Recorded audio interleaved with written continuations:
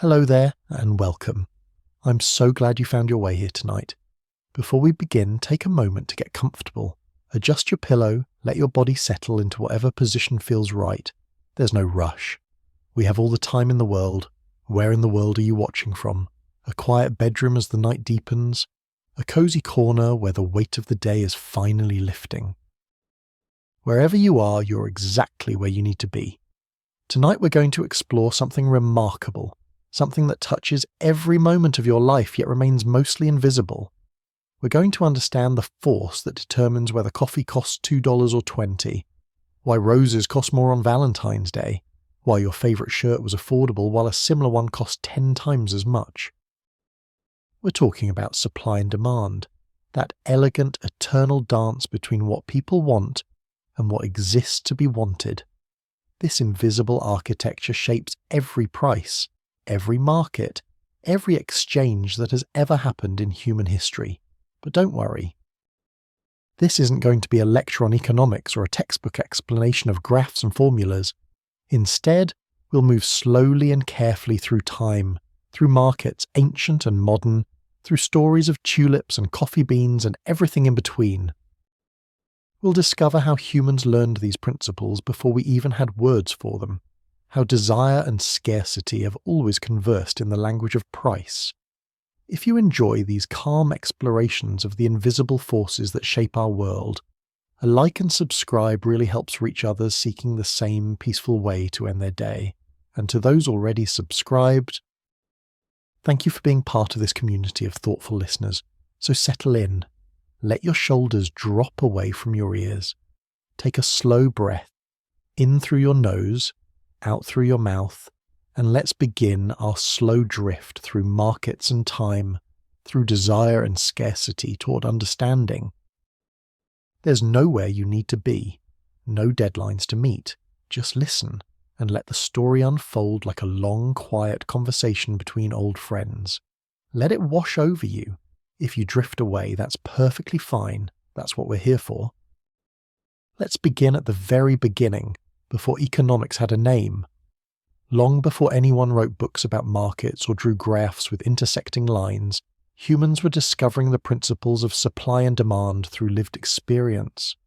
Imagine, if you will, a time before money, before cities, before written language. Small groups of people living in temporary shelters, following game animals, gathering plants, moving with the seasons. Even then, even in these small bands of perhaps 20 or 30 people, exchange was happening. Someone good at making stone tools might trade an axe for animal hides from a skilled hunter. A person who knew which plants were edible might share knowledge in return for help gathering firewood. These weren't formal transactions with prices and currency. They were simply humans recognizing that people have different skills, different needs, different desires, and that trading made everyone better off. But here's what's fascinating. Even in these simple exchanges, the basic principle was already operating. If stone suitable for tool making was abundant near the camp, tools were easy to make and traded freely. But if the group moved to an area where good stone was rare, suddenly those tools became more valuable. The person who made them could ask for more in exchange. Without anyone teaching them economic theory, without anyone drawing a supply curve, these ancient people understood that scarcity creates value. They felt it, lived it, adjusted their behaviour to it. Now let's move forward in time to about 5,000 years ago to the river valleys of Mesopotamia, in what is now Iraq. This is where something remarkable happened. People began settling in permanent villages, then towns, then cities. They began farming, growing more food than they immediately needed, storing surplus grain. And with surplus came the possibility of specialization. Not everyone had to grow food anymore. Some people could focus entirely on making pottery, or weaving cloth, or metalwork, or priesthood. With specialization came the need for more complex exchange. The potter needed grain, the farmer needed pots, the weaver needed both. How do you coordinate all these needs and wants? Markets emerged, almost organically, as the solution. In the city of Ur, in Babylon, in countless other ancient settlements, Specific areas became known as places where people brought goods to trade. Market days were established, customs and expectations developed about how exchange should work, and remarkably, we have records of this. Ancient Mesopotamians wrote on clay tablets, and thousands of these tablets have survived. Some record laws, some record stories, and some, wonderfully for our purposes, record prices. We can see, written in cuneiform 5,000 years ago, how much grain traded for how much silver. How prices changed from month to month, year to year. What do these tablets tell us? They tell us that prices fluctuated with the seasons. After harvest, when grain was abundant, you could buy a great deal of grain for a small amount of silver. But in the months before harvest, when last year's stores were running low and this year's crop wasn't ready yet, the same amount of silver bought much less grain. The supply of grain changed with the seasons, and prices changed with it, rising when grain was scarce, falling when it was abundant. These Mesopotamian merchants and farmers didn't have words like, quote, zero. They didn't write treatises on economics. But they understood perfectly well that when something becomes scarce, its value rises. When it becomes abundant, its value falls. They built this understanding into their planning. Wealthy merchants would buy grain right after harvest when it was cheap and store it, then sell it months later when it was expensive. This wasn't greed, though it was certainly self-interest. It was responding to price signals, smoothing out supply over time, providing a service even as they profited from it. Think about ancient Egypt, with its complete dependence on the Nile River. Every year, the Nile flooded, depositing rich silt on the farmland of the delta and valley. Egyptian farmers planted in this fertile soil, and usually harvested abundant crops of wheat and barley. Grain was so plentiful that Egypt became the breadbasket of the ancient Mediterranean world. Egyptian bread was famous. Egyptian grain fed Greece, fed Rome, fed the known world. But the Nile's flooding wasn't perfectly consistent. Some years the flood was too small. The water didn't reach all the fields. The silt deposit was thin, and when this happened, the harvest was poor. Suddenly, grain that had been abundant was scarce. Prices rose, sometimes dramatically. The poorest Egyptians, who had barely enough money to buy bread in good years, found themselves unable to afford it. Hunger followed, sometimes famine. The pharaohs understood this. Egyptian records speak of Joseph, who interpreted Pharaoh's dream of 7 fat cows and 7 lean cows as predicting 7 years of plenty followed by 7 years of famine. Whether or not this specific story is historical, it reflects a real practice. Egypt built granaries, enormous structures where surplus grain from good years could be stored. When lean years came, this stored grain could be released, keeping supply more stable, preventing prices from spiking as much as they otherwise would have. This was government intervention in markets, an attempt to smooth out the natural fluctuations of supply and demand. It worked to a degree. Egypt avoided some famines this way, but it also revealed something important, that supply and demand are forces that push back against intervention. You can build warehouses, you can store grain, but you can't create grain that doesn't exist. In truly bad years, no amount of storage from previous years could meet all the demand. Scarcity would win, prices would rise, some people would go hungry. Let's drift forward again, to medieval Europe, to the market towns that dotted the landscape. Picture a small town in 13th century England or France. Most people are farmers living in the surrounding countryside, growing crops and raising animals on land they don't own. They owe labour and a share of their harvest to the local lord. They live mostly by subsistence, growing what they eat, making what they use. But once a week, or perhaps once a month, there's a market day. Farmers bring whatever surplus they have. A few chickens, some eggs, vegetables from their gardens, perhaps a piglet. Craftspeople from the town bring their wares: cloth, leather goods, metalwork, pottery. Travelling merchants might appear with exotic goods from distant places: spices, fine fabrics, tools made with techniques not known locally. The market square fills with people. There's no fixed price list posted anywhere, no authority dictating what things should cost. Instead, prices emerge through countless individual negotiations. A farmer offering eggs for sale asks a price. A potential buyer offers less. They negotiate, perhaps settling somewhere in between, or perhaps failing to agree and both walking away. The next buyer might agree to the seller's original price, or might offer even less and be accepted if the seller is eager to sell before the eggs spoil. Watch what happens over the course of the market day. Early in the morning, sellers are confident. They have all day to sell. Buyers are cautious, waiting to see what's available.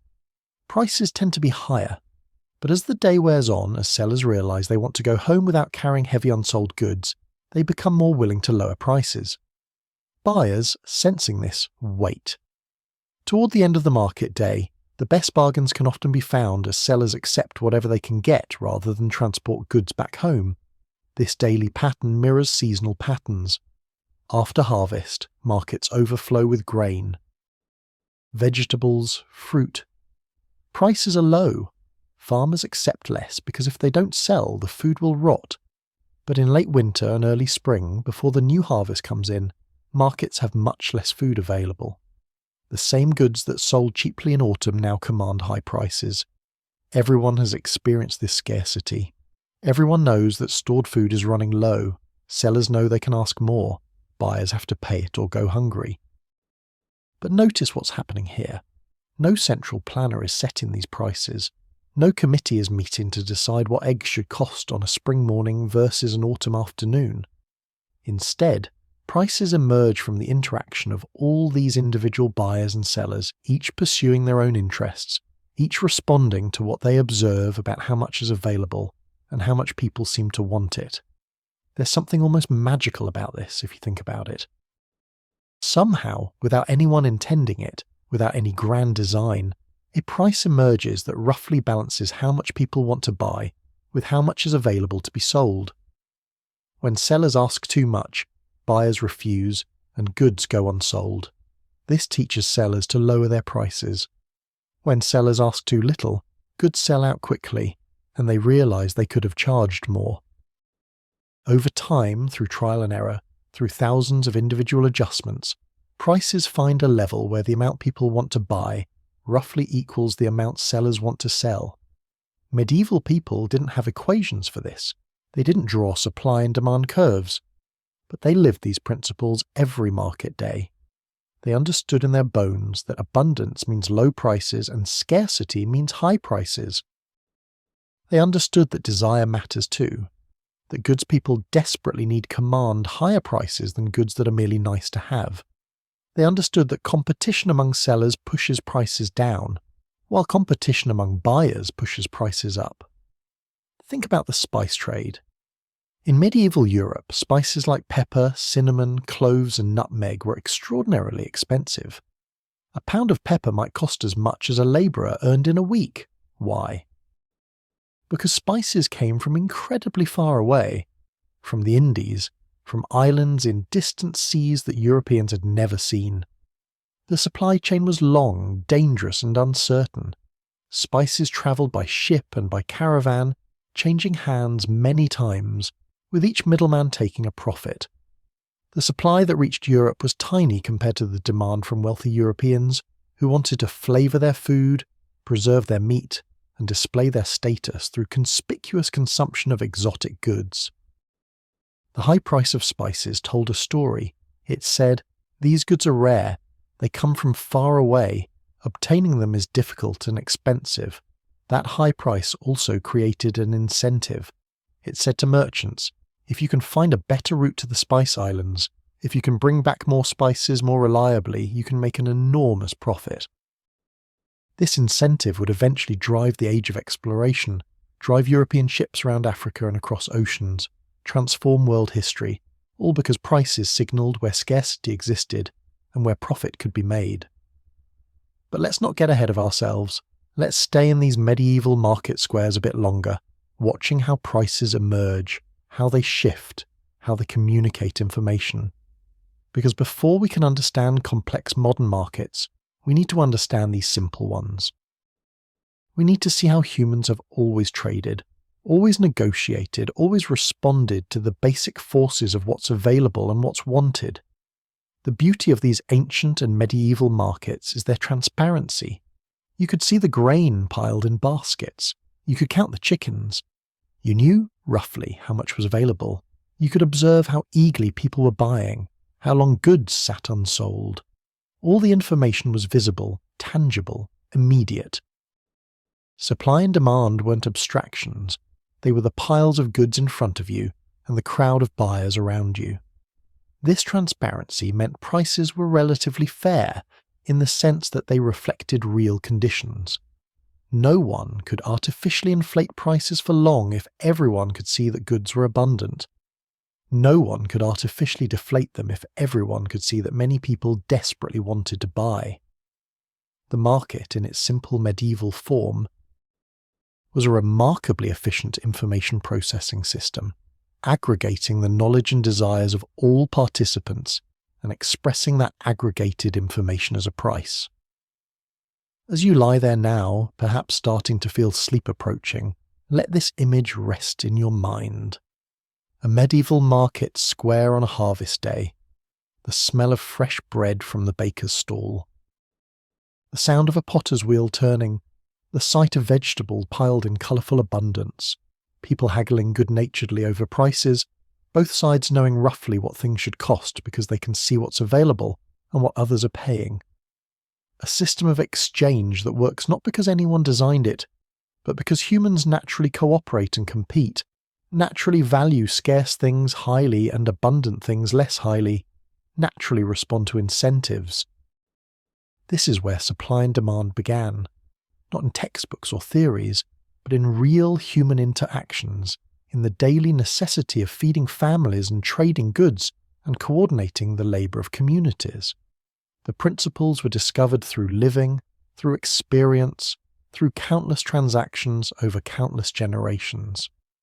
Only much later would anyone try to write them down, to formalise them, to explain why markets work the way they do. But the markets themselves came first. The invisible force was operating long before anyone could see it clearly enough to name it. Rest with that thought for a moment. Let it settle, and when you're ready, we'll continue our journey forward through time toward tulips and theories and all the ways humans have continued to dance this ancient dance between wanting and having, between scarcity and abundance, between supply and demand. As we move forward from those medieval market squares, with their visible piles of grain and their transparent negotiations, we're going to visit a place and time where something extraordinary happened, something that revealed just how powerful demand can become when it detaches from practical need and transforms into pure desire. We're going to visit the Dutch Republic in the 17th century, and we're going to talk about flowers. The Netherlands in the 1600s was a remarkable place. It had recently won independence from Spain after a long, bitter war. It was becoming one of the wealthiest regions in the world, driven by trade, by banking, by shipbuilding, by all the industries that come with maritime commerce. Dutch ships sailed to the Indies, to the Americas, to every corner of the known world. They brought back goods that fed Amsterdam's warehouses and enriched its merchants. The Dutch Republic was inventing modern capitalism, pioneering new forms of business organisation, new financial instruments, new ways of making and managing wealth.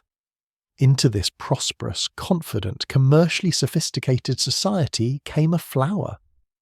The tulip arrived in the Netherlands from the Ottoman Empire in 1593. A botanist named Carolus Clusius, who directed the botanical garden at the University of Leiden, received tulip bulbs from Constantinople.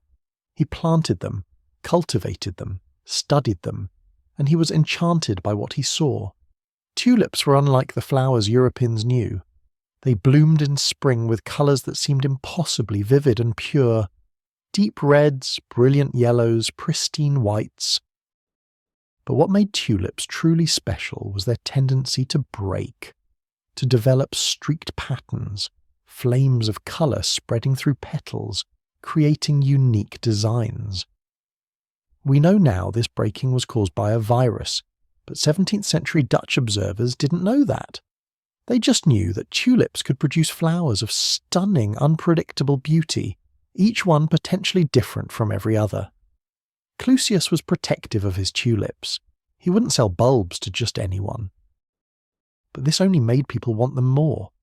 Thieves broke into his garden at night and stole bulbs. These stolen bulbs were cultivated, their offsets traded and sold. Slowly, tulips spread through Dutch society. Wealthy merchants planted them in their gardens. The flowers became fashionable, a mark of taste and sophistication. Now let's pause here and think about what was happening in terms of supply and demand. The supply of tulip bulbs, especially rare varieties with striking patterns, was extremely limited.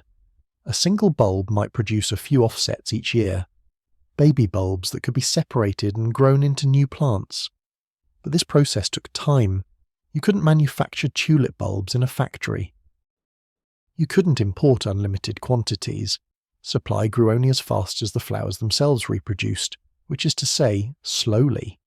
Meanwhile, demand was building, and this demand wasn't driven by practical need. No one needs tulips to survive. You can't eat them, can't make clothes from them, can't build houses with them. The demand was purely aesthetic and social. People wanted tulips because they were beautiful, yes, but also because owning rare tulips signalled wealth and cultivation, because displaying them in your garden announced to neighbours and visitors that you were a person of means and taste. Through the 1620s and into the 1630s, tulip prices rose steadily. A bulb that might have cost a few guilders in 1620 might cost 50 guilders by 1630. This was already remarkable. 50 guilders was several months' wages for a craftsman, but people paid it, because tulips had become not just flowers but investments, status symbols, objects of desire that transcended their nature as plants. The wealthy competed to own the rarest varieties. They gave tulips names, often after admirals or generals, lending them an air of importance. Semper Augustus, a red and white striped tulip of legendary beauty, became the most coveted flower in the Netherlands. Only a handful of bulbs existed. The owner could name virtually any price and someone would pay it. But something interesting happened as prices rose. People who weren't wealthy, who couldn't afford to buy rare tulips for their own gardens, started to see tulips as a way to make money. If tulip prices kept rising, and they had been rising for years, then buying a bulb today and selling it next month could yield a handsome profit. You didn't need to be a horticulturist or even particularly interested in flowers. You just needed to believe that someone else would pay more tomorrow than you paid today. And so, around 1634 or 1635, tulip trading began to change character. It became less about people buying bulbs to plant and more about people buying bulbs to resell. The number of transactions increased dramatically. Bulbs changed hands multiple times without ever leaving the ground. People began trading promises of bulbs, contracts to deliver a bulb when it was lifted from the ground after the growing season. These were essentially futures contracts, financial instruments that allowed speculation on price movements. Taverns in Dutch cities became unofficial trading floors. Men would gather in the evening, sheets of paper spread on tables, recording purchases and sales. The atmosphere was convivial, lubricated with wine and beer. It must have felt exciting, intoxicating even. As prices climbed and fortunes seemed to be made overnight, a weaver might put down money for a bulb contract in November and sell it in December for twice what he paid. With that profit, he could buy 2 contracts, sell them each at a profit, and suddenly have more money than he'd make in a year of weaving. By 1636, tulip mania, as it would later be called, was in full flower, if you'll pardon the expression. People from all walks of life were buying and selling tulip contracts. Servants, farmers, weavers, bricklayers.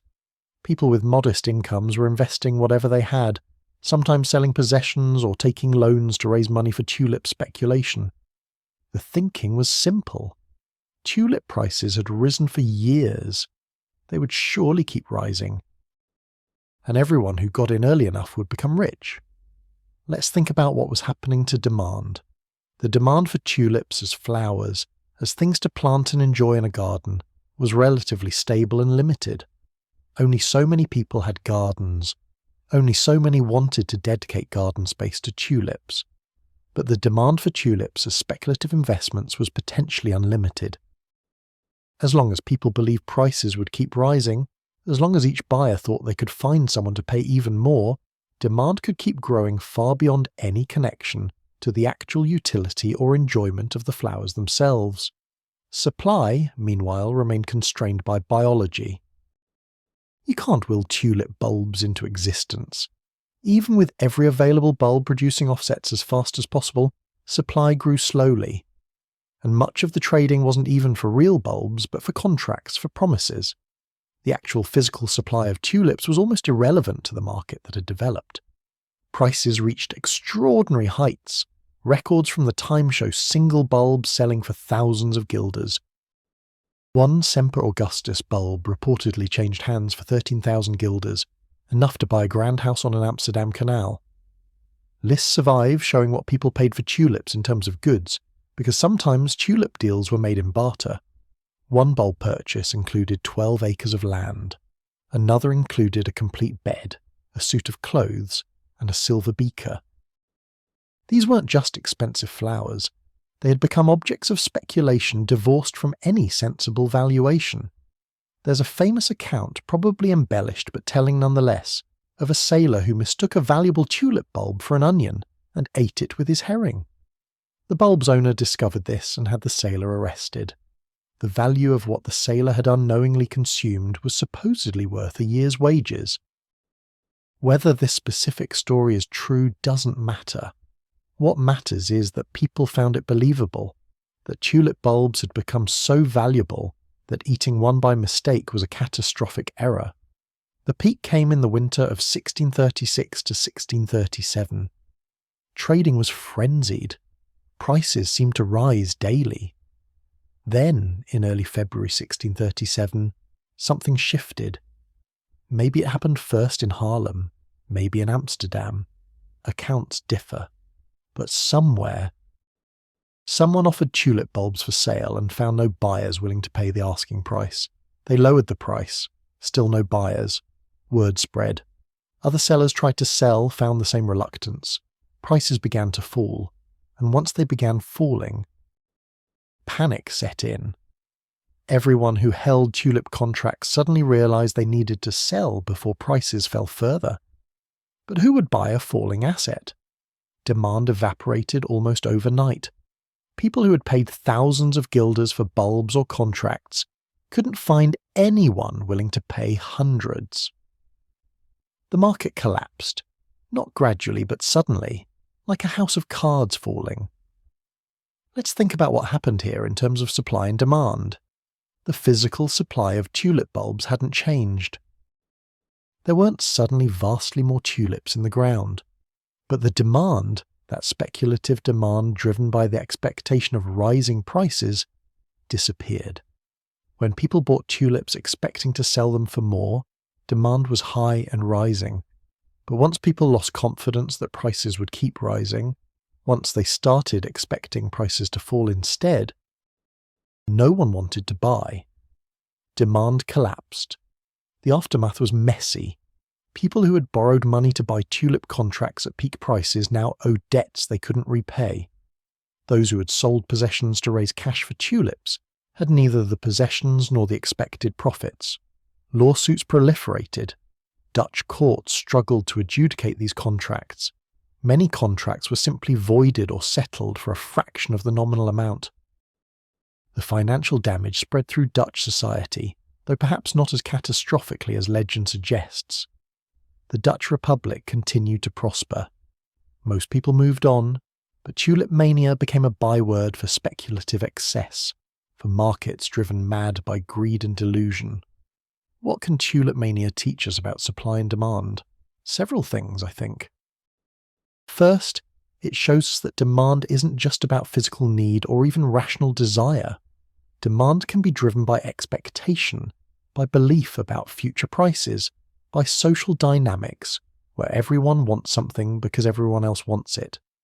This kind of demand can grow far beyond any connection to the intrinsic value of the good being traded.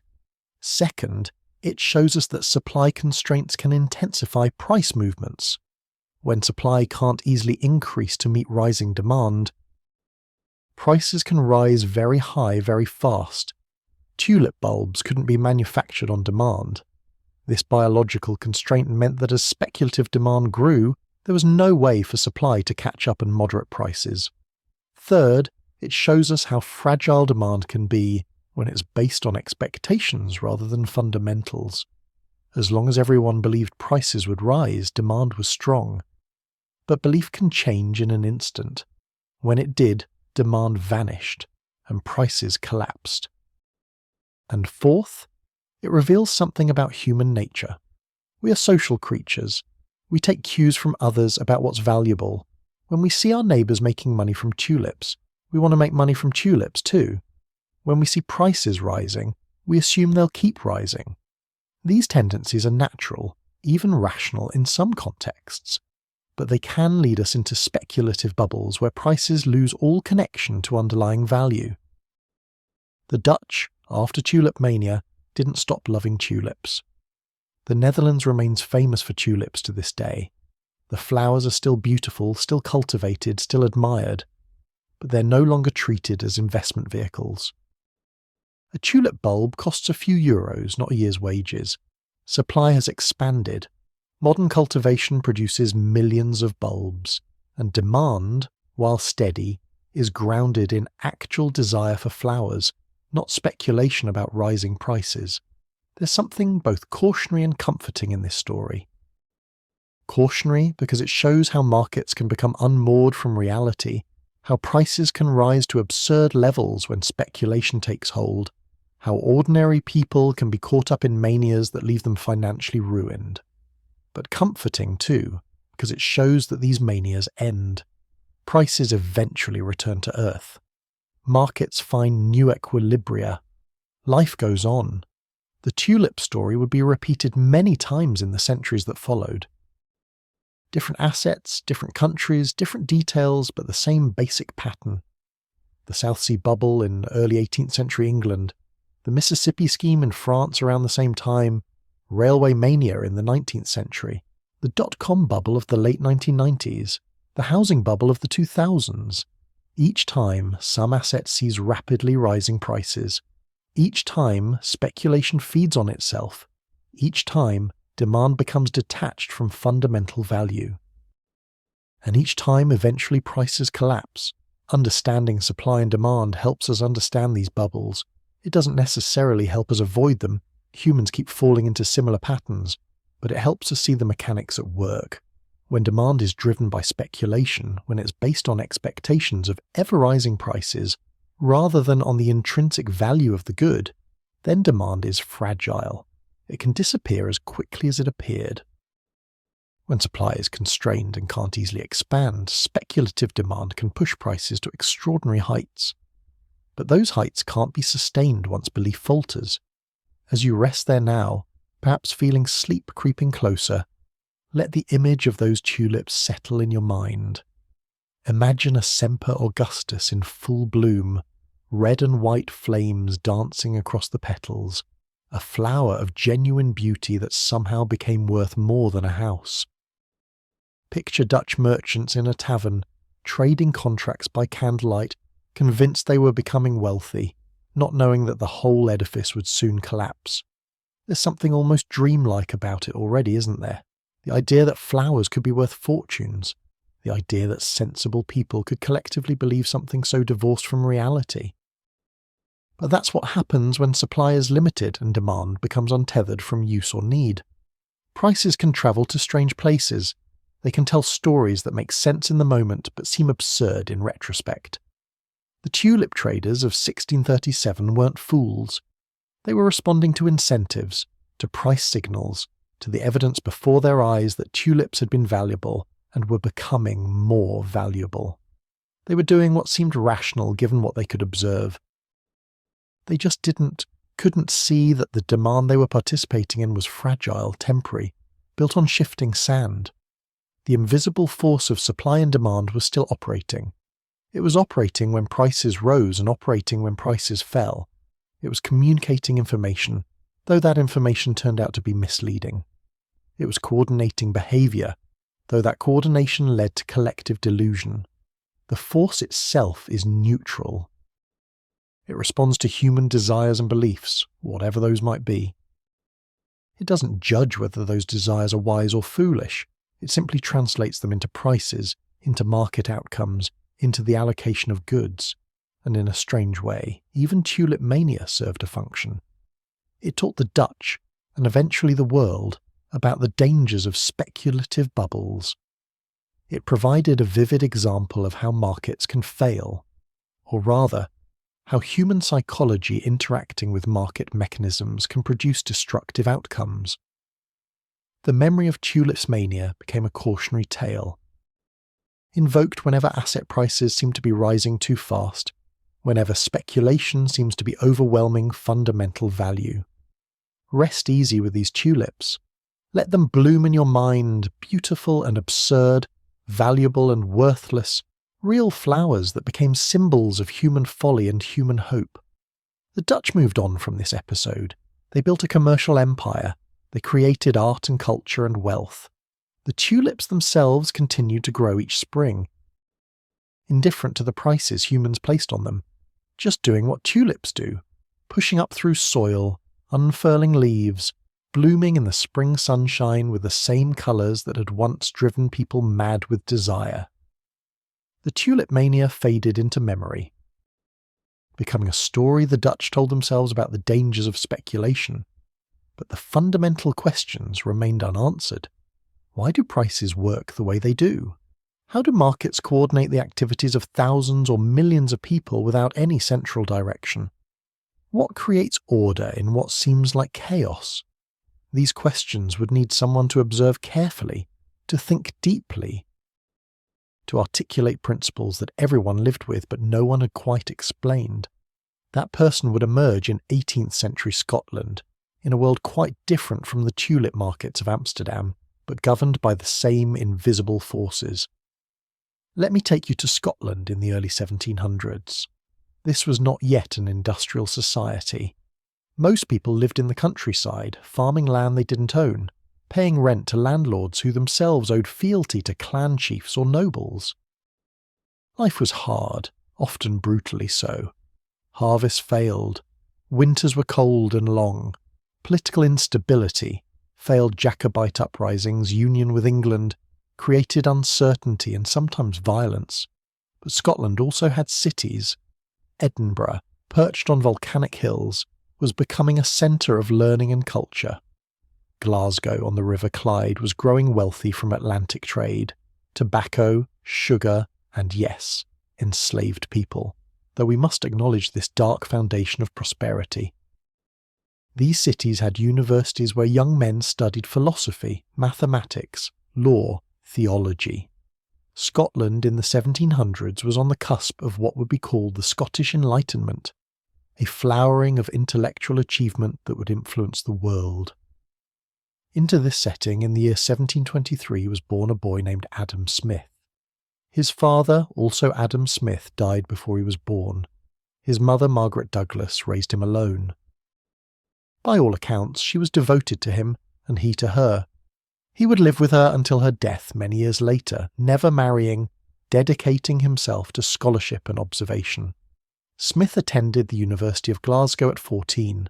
This was normal for the time. There he studied under Francis Hutcheson, a philosopher who taught that moral judgments arise from sentiment and sympathy rather than cold reason. This idea that humans are guided by feelings as much as by calculation would influence Smith deeply. Later, Smith went to Oxford on scholarship, spent 6 years there, and found it disappointing. The professors, he thought, were lazy, complacent, teaching from outdated texts without real engagement. This too would influence him, this understanding that institutions don't automatically serve their purposes, that incentives matter in shaping behaviour. Returning to Scotland, Smith eventually became a professor at Glasgow, teaching moral philosophy. He was apparently not a dynamic lecturer. He spoke with a stammer, sometimes seemed to drift into his own thoughts mid-sentence. But the substance of what he taught was profound. He was thinking about how society works, about how order emerges from individual actions, about what makes communities prosperous or poor. In 1759, Smith published his first major work, _quote, _2, _. It explored how humans develop moral judgments, how sympathy, our ability to imagine ourselves in others' positions, creates the foundation for ethics. The book was well received. It established Smith as an important thinker. But it wasn't this book that would make him immortal. That would come 17 years later. Let me tell you about something Smith observed in Glasgow, something that would become central to his later thinking. There was a pin factory in the city, a small workshop where pins were manufactured. Now, pins seem trivial to us. We barely notice them. But in the 18th century, pins were important. They held clothes together, secured papers, served 100 small but necessary purposes. And making pins, Smith noticed, was complex. If one person tried to make a pin from start to finish, working alone, they might manage to make one pin a day, perhaps 20 if they worked with great skill and speed. But that's not how the pin factory worked. Instead, the work was divided into distinct tasks. One worker drew out the wire, another straightened it, a third cut it, a fourth sharpened one end into a point. A fifth ground the other end to receive the head, another made the head, another attached it, still another whitened the pins.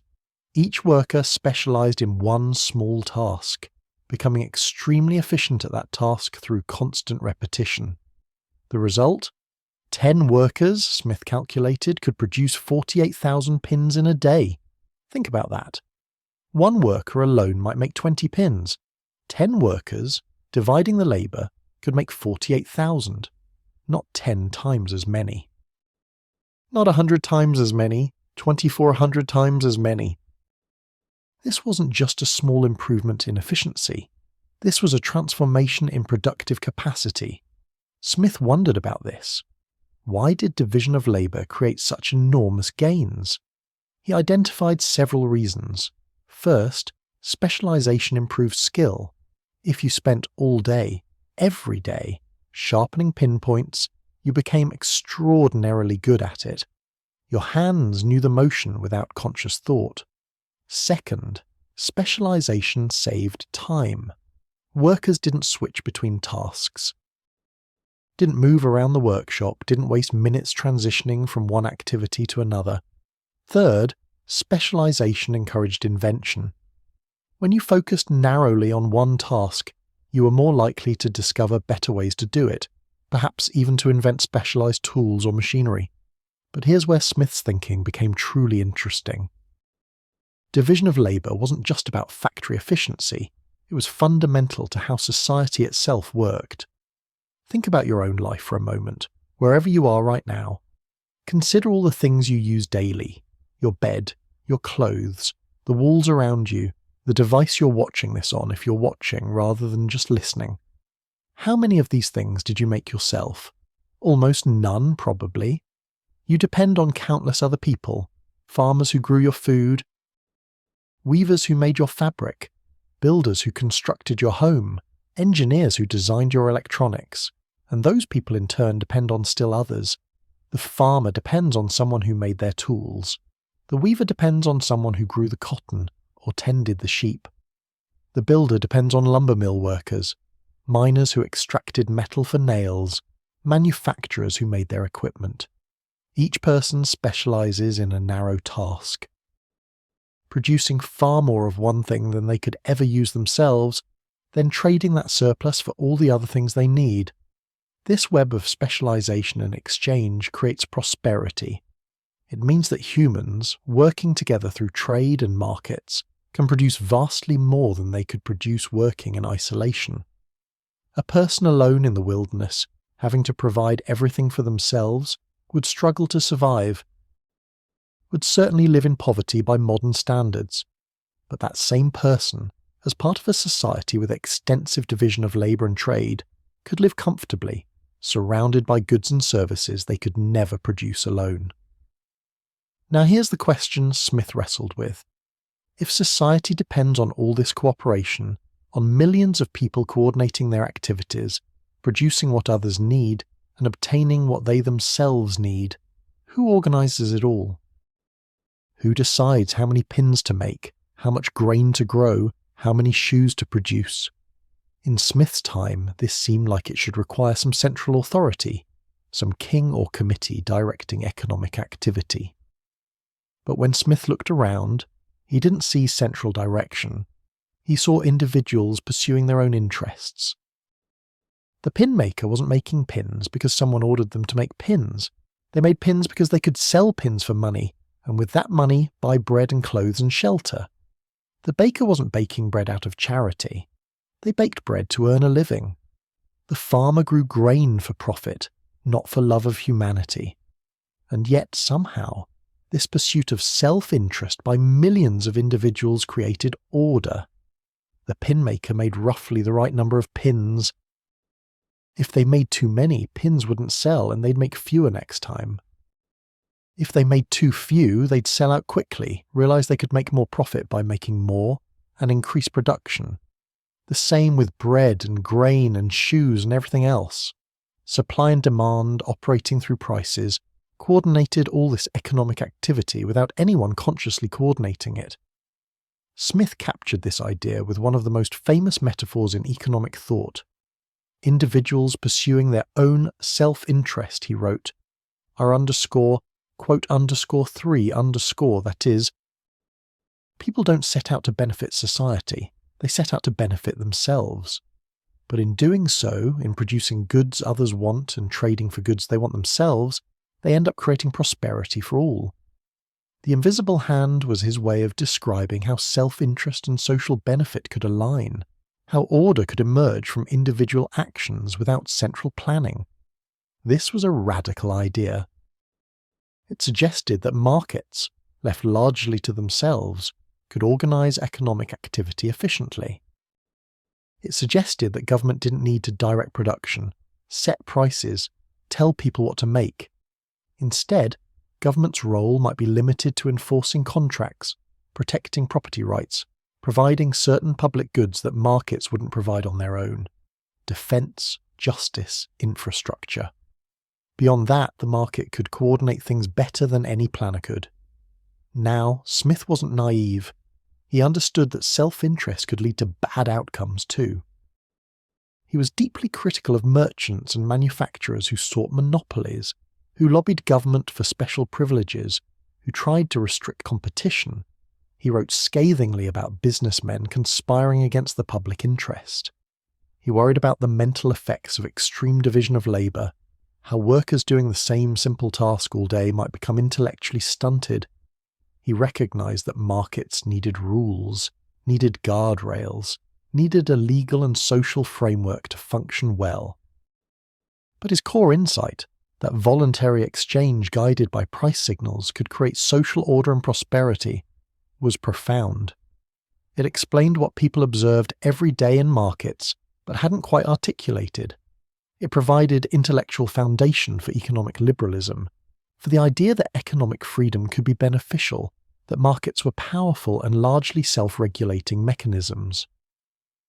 Let's think about how this relates to supply and demand. What Smith was describing, though he didn't use quite this language, was how prices serve as signals. When demand for pins increased, maybe because population grew or new uses for pins were discovered, what happened? People wanting to buy pins competed with each other, driving the price up. The higher price signalled pin makers that they could earn more profit by making more pins. Some pin makers expanded production, others entered the business. Attracted by the profits, supply increased in response to demand. Conversely, if demand for pins fell, perhaps because some alternative fastener was invented, the price would drop. Lower prices meant lower profits. Some pin makers would reduce production. Some might switch to making something else. Supply would contract in response to reduced demand, and this would happen automatically without anyone directing it, purely through individuals responding to price signals and their own self-interest. Smith also articulated the concept of, quote, 4 versus, quote, 5. The natural price, he argued, is what it actually costs to produce something, including fair compensation for the labour, capital, and land involved in production. The market price is what something actually sells for at any given moment. Market price fluctuates around natural price. If market price rises above natural price, producers earn excess profits, which attracts more producers, increasing supply and pushing market price back down. If market price falls below natural price, producers leave the industry, supply contracts, and market price rises back toward natural price. This was an early articulation of equilibrium thinking, the idea that markets tend toward a balance point where supply equals demand at a price that covers costs of production. Of course, markets are constantly in motion, constantly adjusting to changes. Equilibrium is a tendency, a gravitational pull, not a fixed state, but the concept helps explain why prices aren't random, why they tend to cluster around certain levels that reflect underlying costs and scarcities. In 1776, Smith published an inquiry into the nature and causes of the wealth of nations. The timing was notable, the same year as American independence. The book was long, dense, full of historical examples and theoretical arguments. It wasn't always elegantly written. Smith had a tendency to digress, to pursue tangents, to circle back to points already made. But the substance was revolutionary.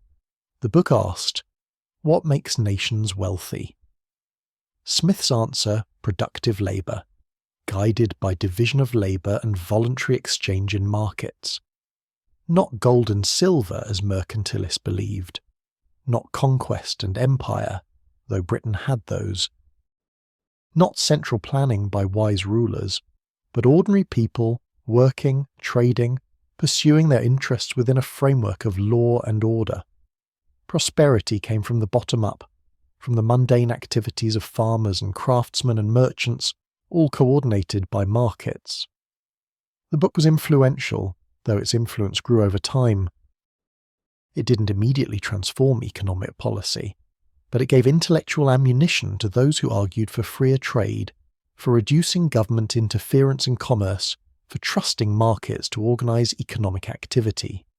Smith became, somewhat against his own intentions, the patron saint of free market capitalism, the theoretical foundation for arguments about economic liberty.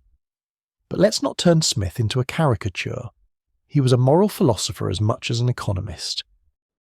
He cared about virtue and human flourishing, not just wealth. He understood that markets operated within social contexts, depended on trust and norms and institutions. He never argued that greed was good or that self-interest alone should guide all human activity. He simply observed that in economic matters, self-interest channeled through markets often produced socially beneficial outcomes. The Scotland Smith observed was transforming. Glasgow was growing wealthy from Atlantic trade. Manufacturing was beginning to emerge, though the full Industrial Revolution was still decades away. Roads were improving, trade was expanding, people were becoming more specialised, more interdependent, more connected through market exchange. Smith watched this transformation and tried to understand its logic, its mechanisms, its implications. And what he articulated, the invisible hand, the division of labour, the natural price, the self-regulating nature of markets, provided a framework for understanding supply and demand that would be refined and formalised by later economists, but never fundamentally overturned. Markets do tend toward equilibrium. Prices do serve as signals. Self-interest does, under the right institutional conditions, often align with social benefit. These insights remain foundational. As you rest there, perhaps feeling sleep drawing nearer, picture that pin factory. 10 workers, each performing one specialised task, together creating thousands upon thousands of pins. Picture markets in Glasgow and Edinburgh, farmers bringing grain, merchants selling cloth, prices emerging from countless small negotiations. Picture Smith himself, awkward and stammering, teaching his students, thinking about how all this coordination happens without coordination, how order emerges from the apparent chaos of individual self-interest. There's something almost dreamlike about the invisible hand, isn't there? This notion that millions of separate decisions, each made for selfish reasons, somehow weave together into a pattern that serves the common good. It sounds too elegant to be true. And yet, when you look around at the material abundance of the modern world, at the extraordinary variety of goods and services available, at how food appears in stores and clothes appear in shops and all the things we take for granted, you're seeing the invisible hand at work. You're seeing supply and demand coordinating the activities of billions of people across the entire globe, with no one directing the whole. Smith died in 1790, having lived through the early stages of the Industrial Revolution, having seen his ideas begin to influence policy and thought. He burned most of his unpublished manuscripts before his death, wanting only his finished works to survive. Those works were enough. They gave the world a new way of thinking about economics, about markets, about how human society organises its material life. The invisible hand isn't perfect. Markets fail in various ways. They can create inequality, can neglect public goods, can damage the environment, can produce bubbles and crashes. Smith knew some of this. Later economists would elaborate on market failures and the need for government intervention in certain cases, but the basic insight stands. Most of the time, in most markets, supply and demand coordinate activity better than any alternative mechanism we've discovered. Prices aggregate information, align incentives, signal scarcity and abundance, guide resources toward their most valued uses, and it all happens invisibly, automatically, without anyone needing to understand the whole system. The pin maker doesn't need to know why demand for pins increased. They just need to see that pins are selling at higher prices and respond accordingly. The consumer doesn't need to understand production costs. They just need to see the price and decide whether they're willing to pay it. Each person, acting on limited local information, pursuing their own interests, contributes to a larger pattern they can't see and don't intend. This is the elegance and the mystery of markets. This is what Smith saw and tried to explain. Not perfectly, not completely, but clearly enough to illuminate what had been hidden, to make visible, at least conceptually, the invisible hand that had been guiding economic activity all along. From medieval market squares to Dutch tulip exchanges to Scottish pin factories, the same principles were operating. Smith was the one who articulated them clearly, who showed how self-interest and social order could coexist. How markets could be mechanisms of cooperation even when participants only cared about themselves. Rest with that paradox. Self-interest creating cooperation. Individual actions creating collective order. Millions of separate decisions producing patterns no one designed. The invisible hand, working tirelessly, organising the material life of humanity, asking nothing, requiring only that people be free to trade, free to pursue their own betterment, free to respond to the signals that prices provide. It's been working for centuries. It's working right now. Even as you lie there drifting towards sleep, somewhere in the world markets are opening. Prices are being set. Supply and demand are dancing their eternal dance. The invisible hand never rests, even when we do. Adam Smith died in 1790, just as the world he had observed and theorized about was beginning to transform in ways even he couldn't have fully anticipated. The invisible hand, he described, was about to become vastly more powerful, more intricate, more consequential. Because in the decades following his death, something unprecedented in human history began to unfold. The Industrial Revolution would take the principles Smith articulated: division of labour, specialisation, market coordination, and amplify them beyond anything previously imaginable.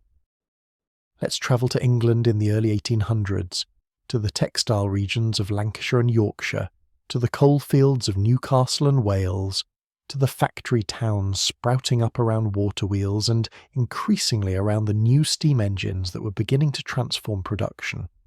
The world Smith knew was one where most goods were made by hand, by individual craftsmen or small workshops. The world emerging in the early 19th century was one where machines, powered by water and steam, could produce goods at a scale and speed that would have seemed magical just decades earlier. Consider cotton cloth. For thousands of years, making cloth was slow, painstaking work. Someone had to card the cotton, separating and aligning the fibres. Someone had to spin those fibres into thread, a process that required skill and produced only small amounts of thread per day.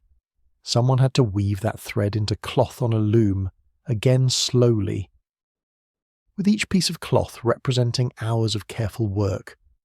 And all of this was done by hand, primarily by women working in their homes, fitting textile work around the other demands of household and farm life. Then came a cascade of inventions. The spinning jenny, invented in the 1760s, allowed one worker to spin multiple threads simultaneously. The water frame, patented in 1769, used water power to drive spinning machinery. The spinning mule, developed in the 1770s, combined features of both, creating thread that was both fine and strong. The power loom, perfected in the early 1800s, automated weaving. Each invention built on previous ones, each increased productivity, each changed what was possible. By 1830, a single worker tending spinning machines could produce as much thread as hundreds of workers using traditional spinning wheels. The supply of thread, which had always been limited by how many hours spinners could work, suddenly exploded, and with abundant thread came the possibility of weaving far more cloth. Power looms, clacking rhythmically in vast mill buildings, could weave cloth faster than an army of hand weavers. What happened to the price of cotton cloth? It fell dramatically. Cloth that had been expensive, a significant expenditure for ordinary families, became affordable. By the middle of the 19th century, cotton clothing was common even among the poor. This was a revolution in supply. Technology had removed constraints that had existed for all of human history. The amount that could be produced was no longer limited by human muscle and human hours. It was limited only by how many machines you could build and power. Let's think about what this meant in terms of supply and demand. The demand for cloth had always existed. People need clothing, want bedding, desire curtains and tablecloths and 100 other textile goods. But for most of history, supply couldn't meet this demand fully. Cloth was rationed by price. Only those who could afford it could have as much as they wanted. Most people made do with less. The Industrial Revolution shifted the supply curve dramatically to the right.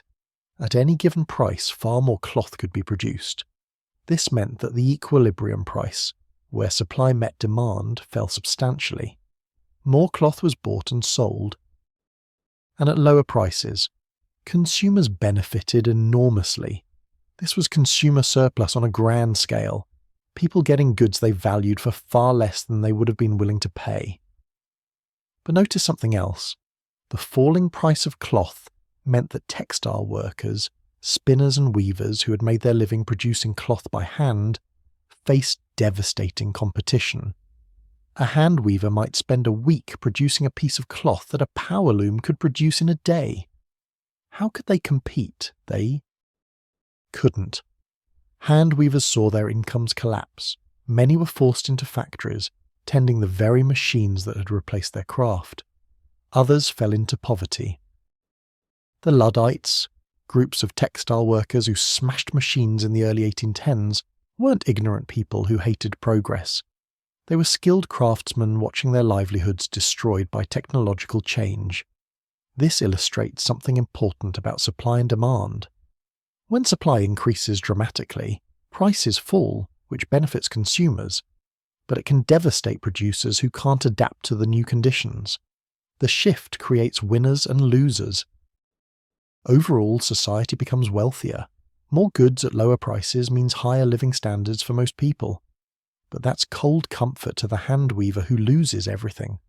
Let's move from textiles to another commodity that drove the Industrial Revolution: coal.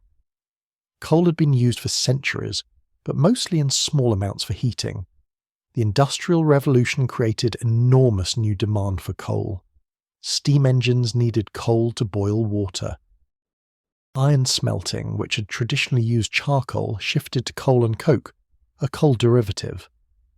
As factories proliferated, as railways spread, as steamships replaced sailing ships, demand for coal grew exponentially. This was derived demand. Demand for coal existed because demand existed for the things coal made possible. Factory owners didn't want coal for itself. They wanted the power coal provided to run their machinery. Railway companies wanted coal to power locomotives. This derived demand meant that as industrial production grew, coal demand grew automatically. Every new factory, every new railway line, every new steamship represented more demand for coal. Supply struggled to keep up. Coal mining was dangerous, difficult work. Miners descended into the earth, often crawling through narrow tunnels. Hacking coal from seams by hand in darkness, illuminated only by candles or oil lamps. Floods threatened. Explosive gases accumulated. Tunnels collapsed. Mining deaths were common, almost routine. It was brutal work that broke bodies and shortened lives. Yet the high price of coal, driven by surging demand, made mining profitable. Mine owners expanded operations, sank new shafts, employed more miners.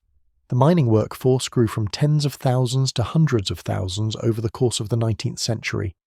Entire regions became dependent on coal: South Wales, northeast England, central Scotland.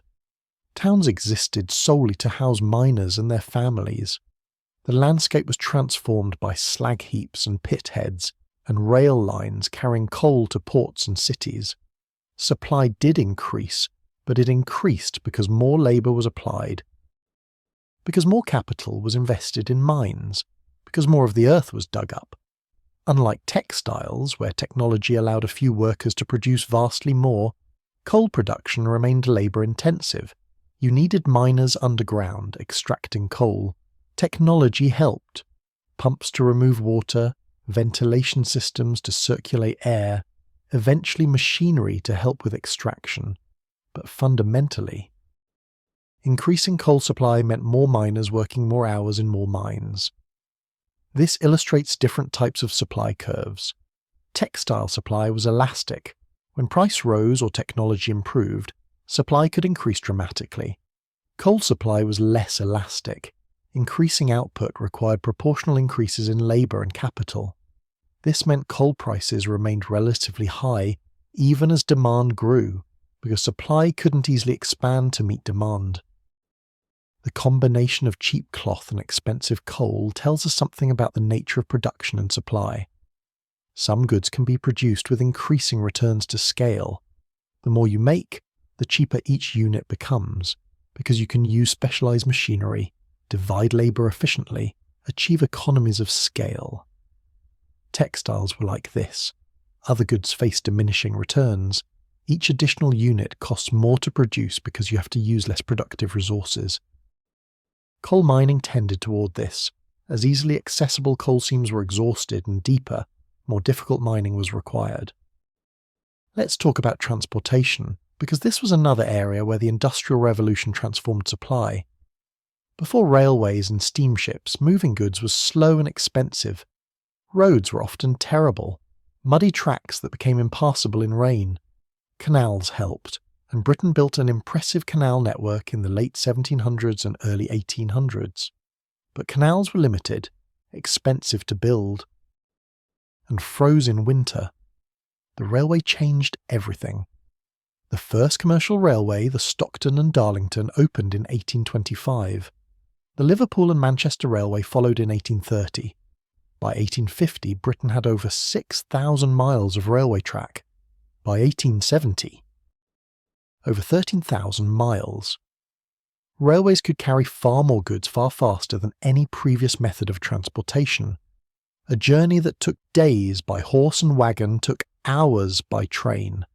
Freight costs fell by half, then by 2/3, then more. What did this do to supply and demand? It effectively increased supply for any location connected to the railway network.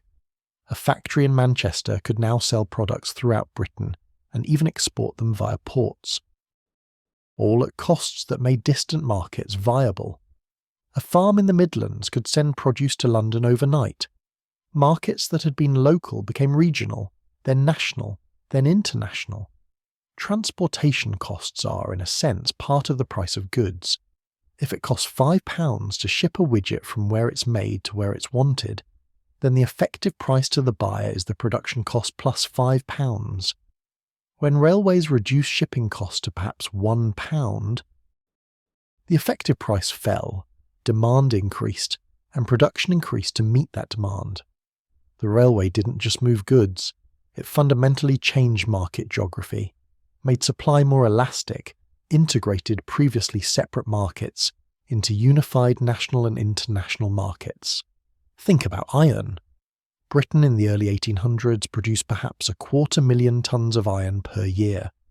By 1850, production had increased to over 2 million tons. By 1900 to nearly 9 million tons. This was supply expanding to meet demand, but also demand expanding because supply was available.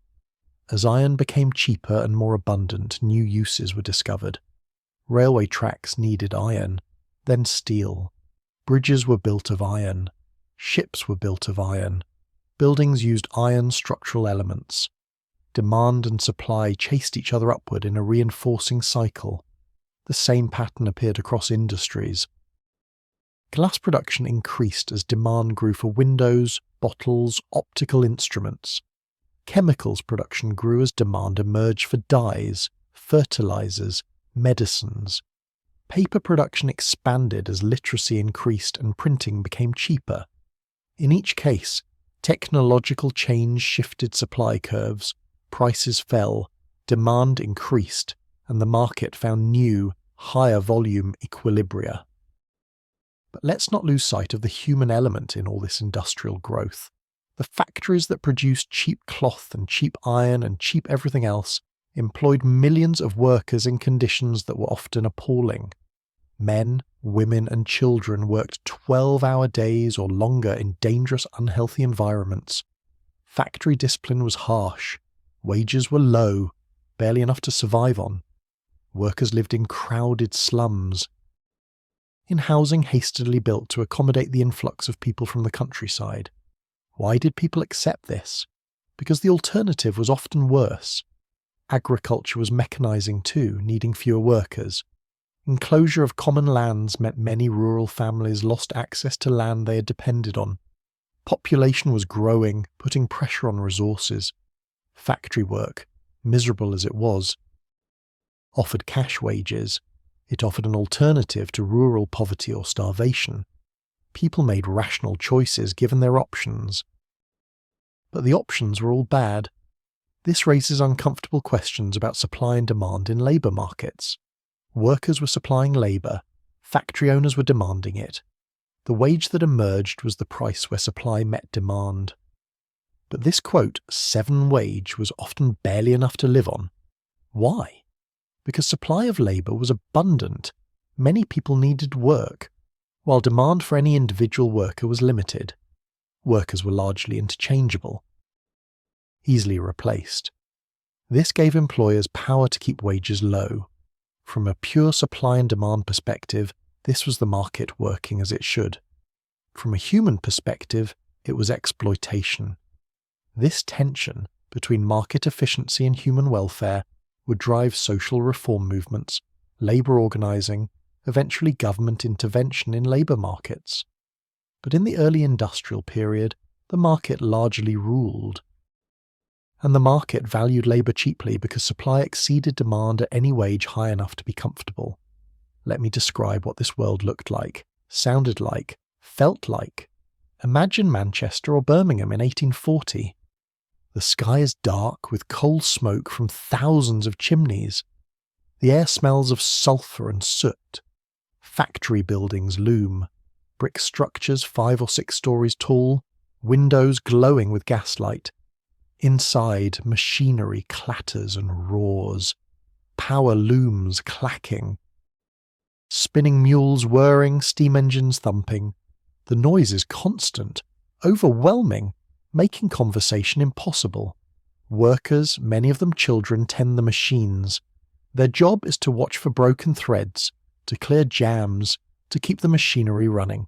The work is monotonous, requiring attention but not thought. The machinery is dangerous. Fingers are lost to spinning wheels, hair caught in gears, limbs crushed between moving parts. There is no safety regulation. No compensation for injuries. If you're hurt badly enough that you can't work, you're simply replaced. Outside, the streets are muddy, lined with identical brick row houses built as cheaply as possible. Several families might share a house, multiple people to a room. Sanitation is primitive. Disease is common. Life expectancy in industrial cities is often a decade or more shorter than in the countryside. This is the human cost of the supply expansion that brought cheap goods to the masses. Yet, and this is important to acknowledge, living standards did eventually rise, not immediately, not for everyone, but over time. By the late 1800s, real wages were higher than they had been in 1800. Workers could afford more and better food, better housing, some small luxuries. Life was still hard, but less desperately poor than it had been. The cheap goods that factories produced did improve lives, did make former luxuries available to ordinary people. This is the paradox of the Industrial Revolution. It created tremendous suffering, especially in its early phases. But it also created the foundation for eventual prosperity. The massive increase in productive capacity, the ability to make far more goods with the same amount of labour, meant that poverty wasn't inevitable. There was enough, or could be enough, if distributed more equitably. The problem wasn't scarcity anymore. It was distribution. Supply and demand helps us understand the mechanisms at work. Technology shifted supply curves for manufactured goods dramatically, making those goods abundant and cheap. This benefited consumers enormously, but the same forces that made goods cheap kept wages low and working conditions terrible because labour supply was abundant. Eventually, through worker organising, social reform and continued productivity gains that made labour more valuable, wages rose. But this took time, decades of struggle and gradual change. As you rest there, feeling perhaps the pull of sleep becoming stronger, picture those mills and mines, those smoking cities and clattering factories. Picture the power looms weaving cloth, dozens of looms in vast halls, tended by workers who are little more than extensions of the machines. Picture coal miners deep underground, swinging picks in darkness, sending coal up shafts to feed the insatiable demand of the industrial economy. This was supply being unleashed, freed from ancient constraints of muscle and time and hand labour. This was human ingenuity creating abundance in material goods. But it was also human beings ground down by the machinery of progress, treated as inputs in production functions, valued only for their labour power. The invisible hand that Adam Smith described was working, was coordinating all this economic activity, was driving resources toward their most productive uses. But the hand wasn't gentle. It pushed and pulled without regard for human suffering, responding only to profit and price. The Industrial Revolution proved that supply and demand worked at scale, that markets could organise incredibly complex production networks, that prices could signal scarcity and abundance across entire economies. But it also proved that markets alone don't guarantee justice, or dignity, or humane working conditions.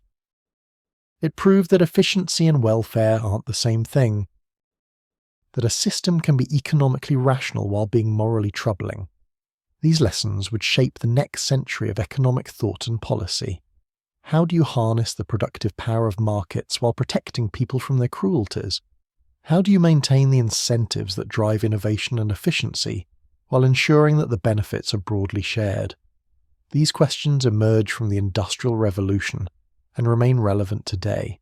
But for now, let those questions rest. Let the image of those factories fade into the peaceful darkness behind your eyelids.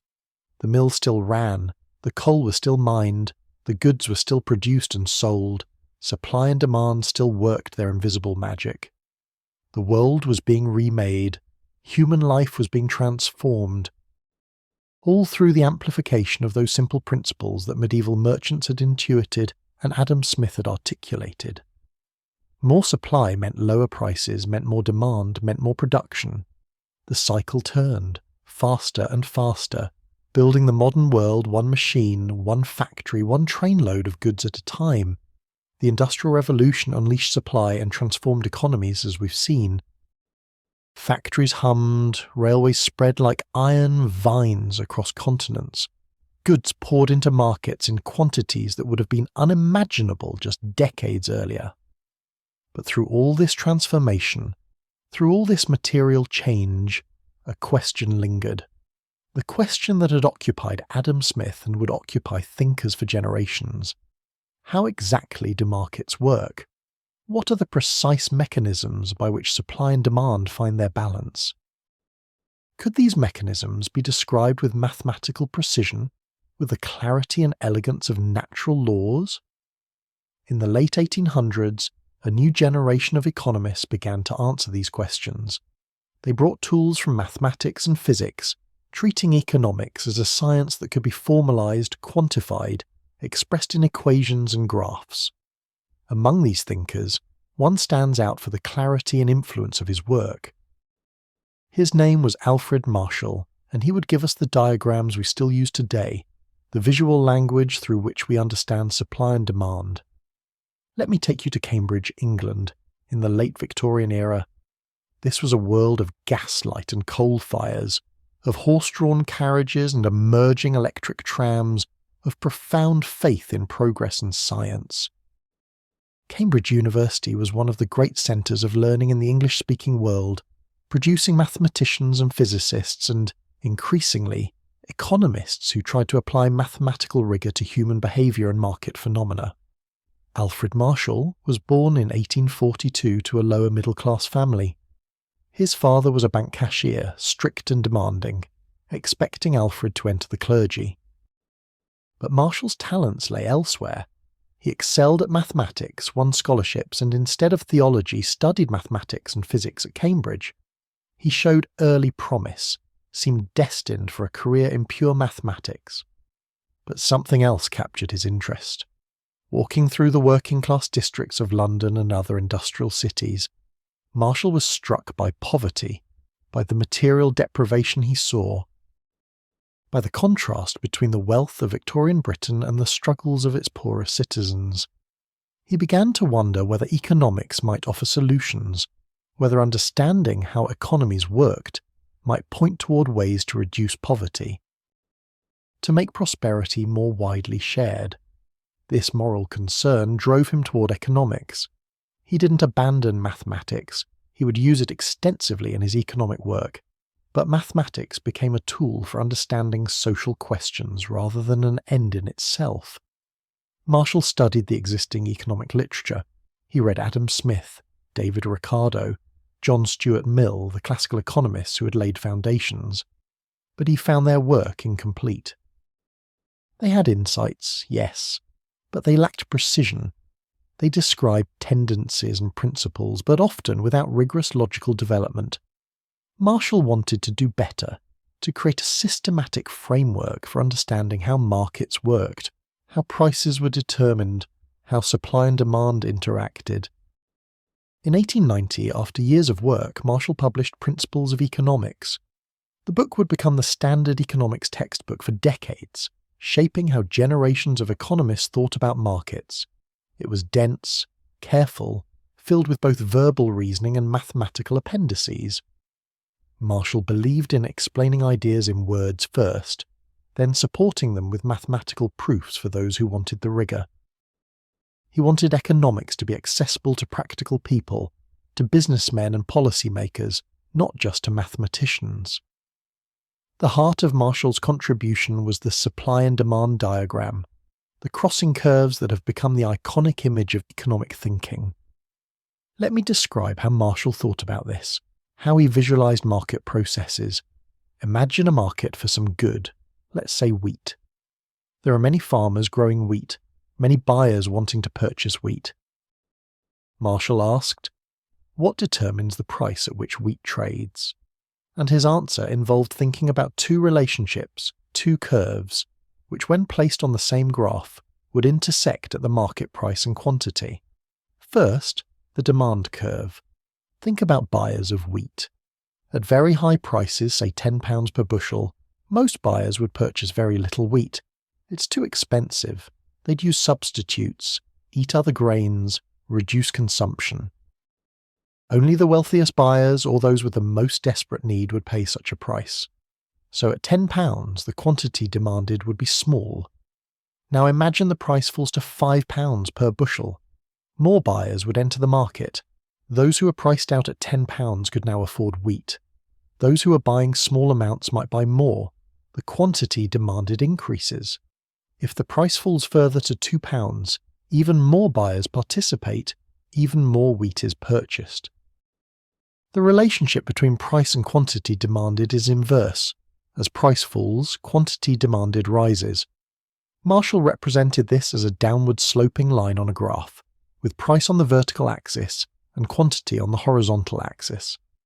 This was the demand curve. It captured a simple but profound truth. People buy more of something when it's cheaper, less when it's expensive.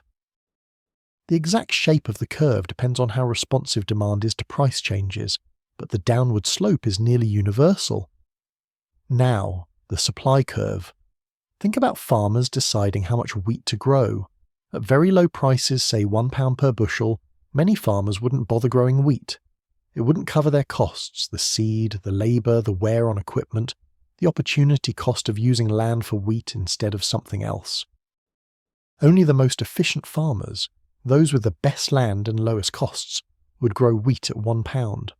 So at £1, the quantity supplied would be small. As price rises to £3, more farmers find it worthwhile to grow wheat. Those who are on the margin, barely breaking even, now see profit potential. They plant wheat. Existing wheat farmers might expand production, using land they'd previously left fallow or devoted to other crops. The quantity supplied increases. At £6 per bushel, even farmers with poor land or high costs might grow wheat, because the price is high enough to make it profitable despite the challenges. Marshall represented this as an upward sloping line. As price rises, quantity supplied rises. This reflects the logic of production. At higher prices, it's profitable to produce more, to use resources that wouldn't be worth using at lower prices.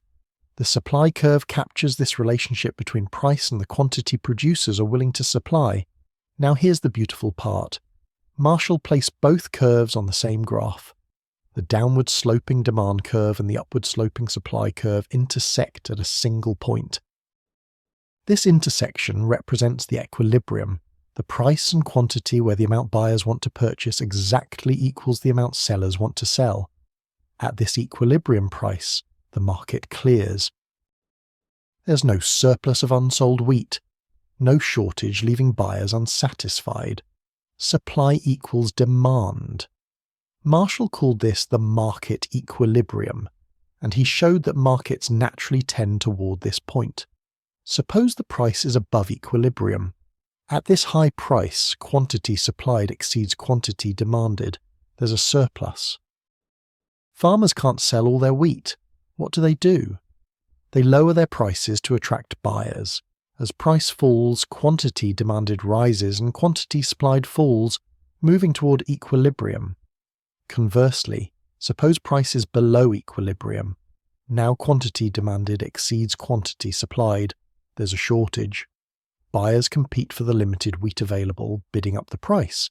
As price rises, quantity demanded falls and quantity supplied rises, again moving toward equilibrium. The equilibrium is stable. If price moves away from it, market forces push it back. This was an elegant formalization of what Adam Smith had described as the invisible hand.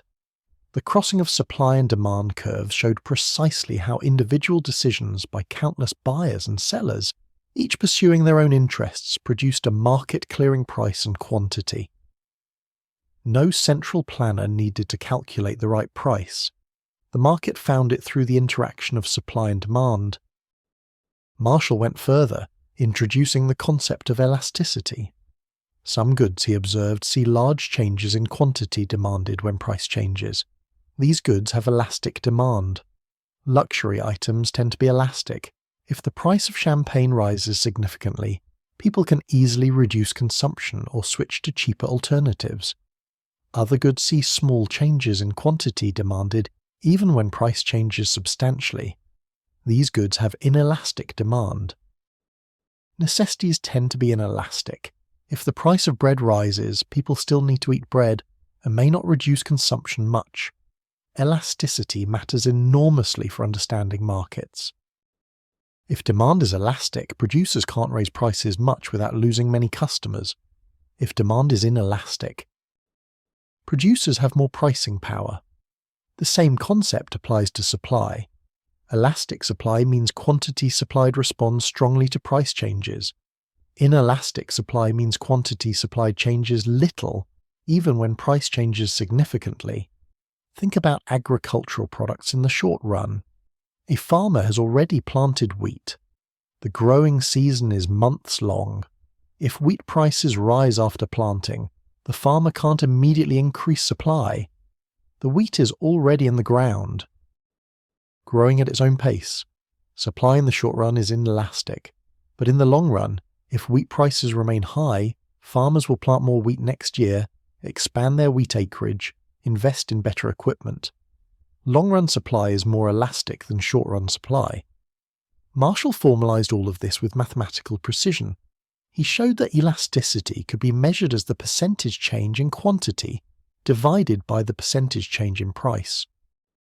He derived formulas showing how taxes or subsidies would affect equilibrium price and quantity, and how the burden of a tax would be split between buyers and sellers depending on the relative elasticities of supply and demand.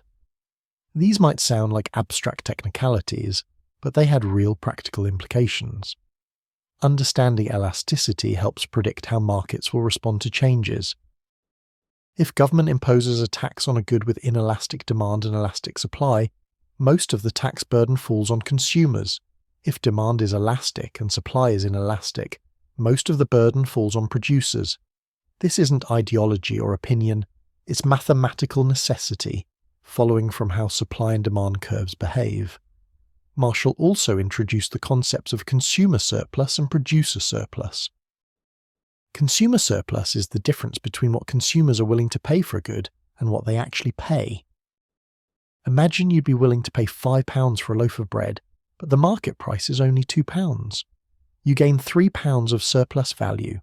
You got something worth £5 to you for only £2. Sum this up across all consumers, and you get total consumer surplus. The total benefit consumers receive from being able to buy at the market price rather than at the maximum they'd be willing to pay. Producer surplus is similar. It's the difference between the price producers receive and the minimum they'd be willing to accept. If a farmer would be willing to sell wheat for £3 per bushel, but receives the market price of £5, they gain £2 per bushel of producer surplus.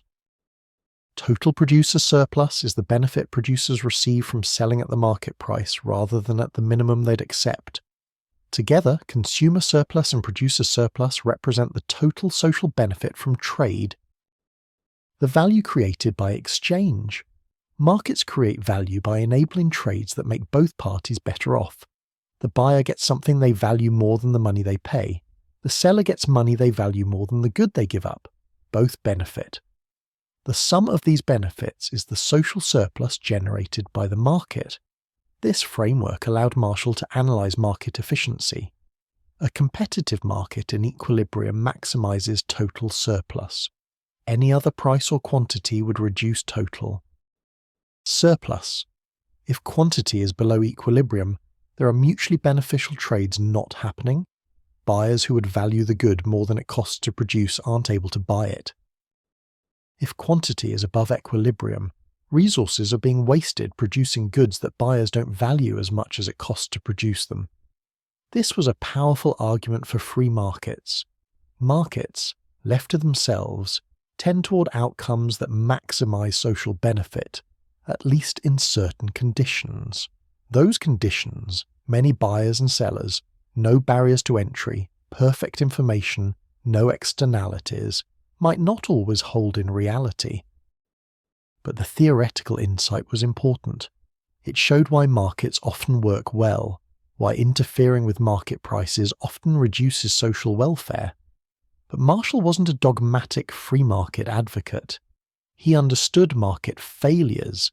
He recognized that monopolies could restrict quantity and raise prices above competitive levels, reducing total surplus and transferring it from consumers to the monopolist. He acknowledged externalities, costs or benefits that affect third parties not involved in the transaction. He knew that markets alone don't address poverty or inequality. He supported certain government interventions where market failures were clear. What Marshall provided was a rigorous analytical framework, not a political ideology, but a tool for thinking clearly about how markets work, what determines prices, how changes ripple through supply and demand.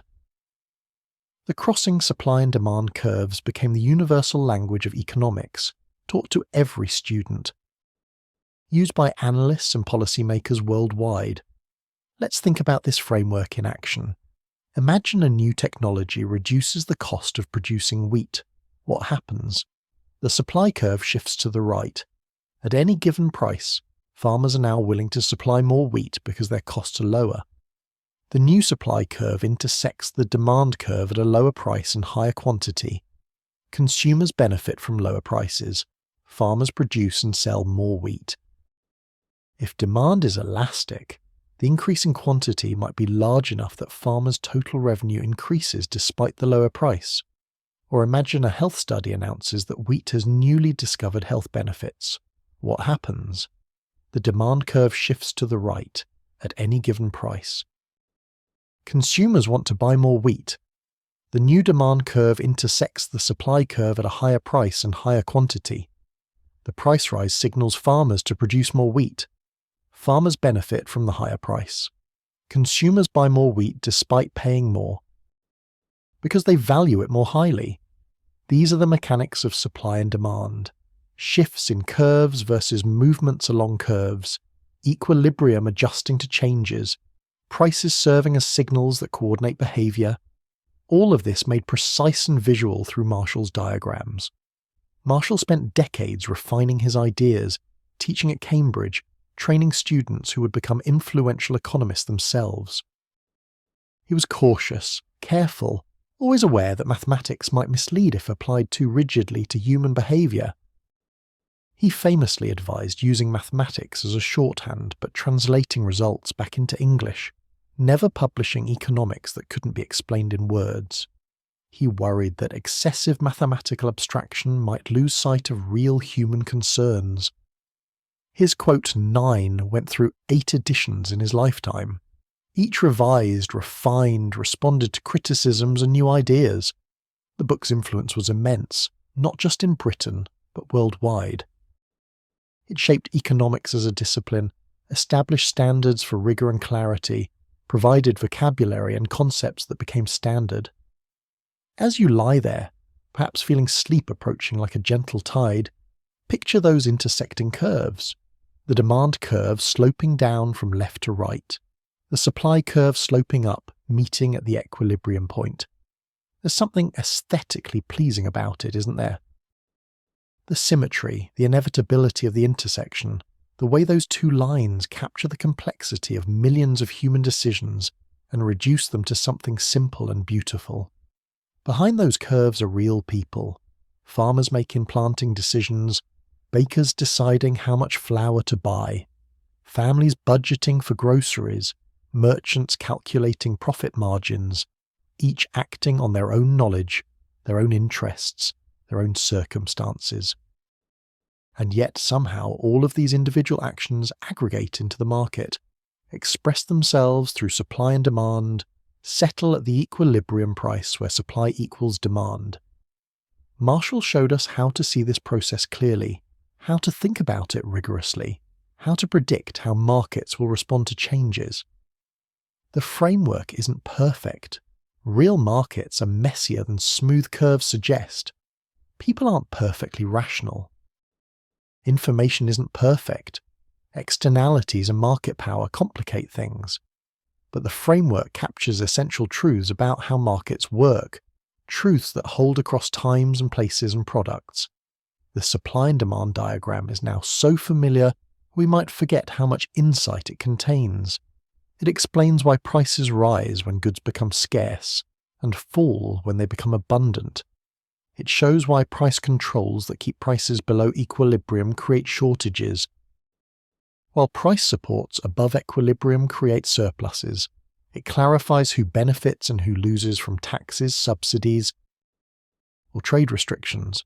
It provides a common language for discussing market phenomena. Marshall gave economics this language.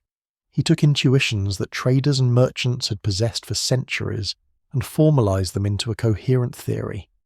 He took the invisible hand that Adam Smith described and made it visible through diagrams that showed exactly how the coordination happened. He didn't claim to have discovered supply and demand. People had understood these concepts long before. But he expressed them with unprecedented clarity and precision, making them accessible and usable in a new way. Rest now with that image of equilibrium, of balance, of supply and demand finding each other like two dancers moving in perfect synchrony. The market never quite reaches perfect equilibrium. Conditions are always changing, curves are always shifting.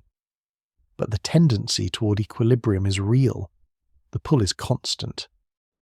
Like water finding its level, like a pendulum settling to rest, markets gravitate toward the point where supply equals demand, where every buyer who wants to purchase at the market price can find a seller, where every seller who wants to sell at the market price can find a buyer. This is the mathematics of markets, the geometry of exchange, the elegant simplicity underlying commercial complexity. Marshall saw it clearly and showed it to the world.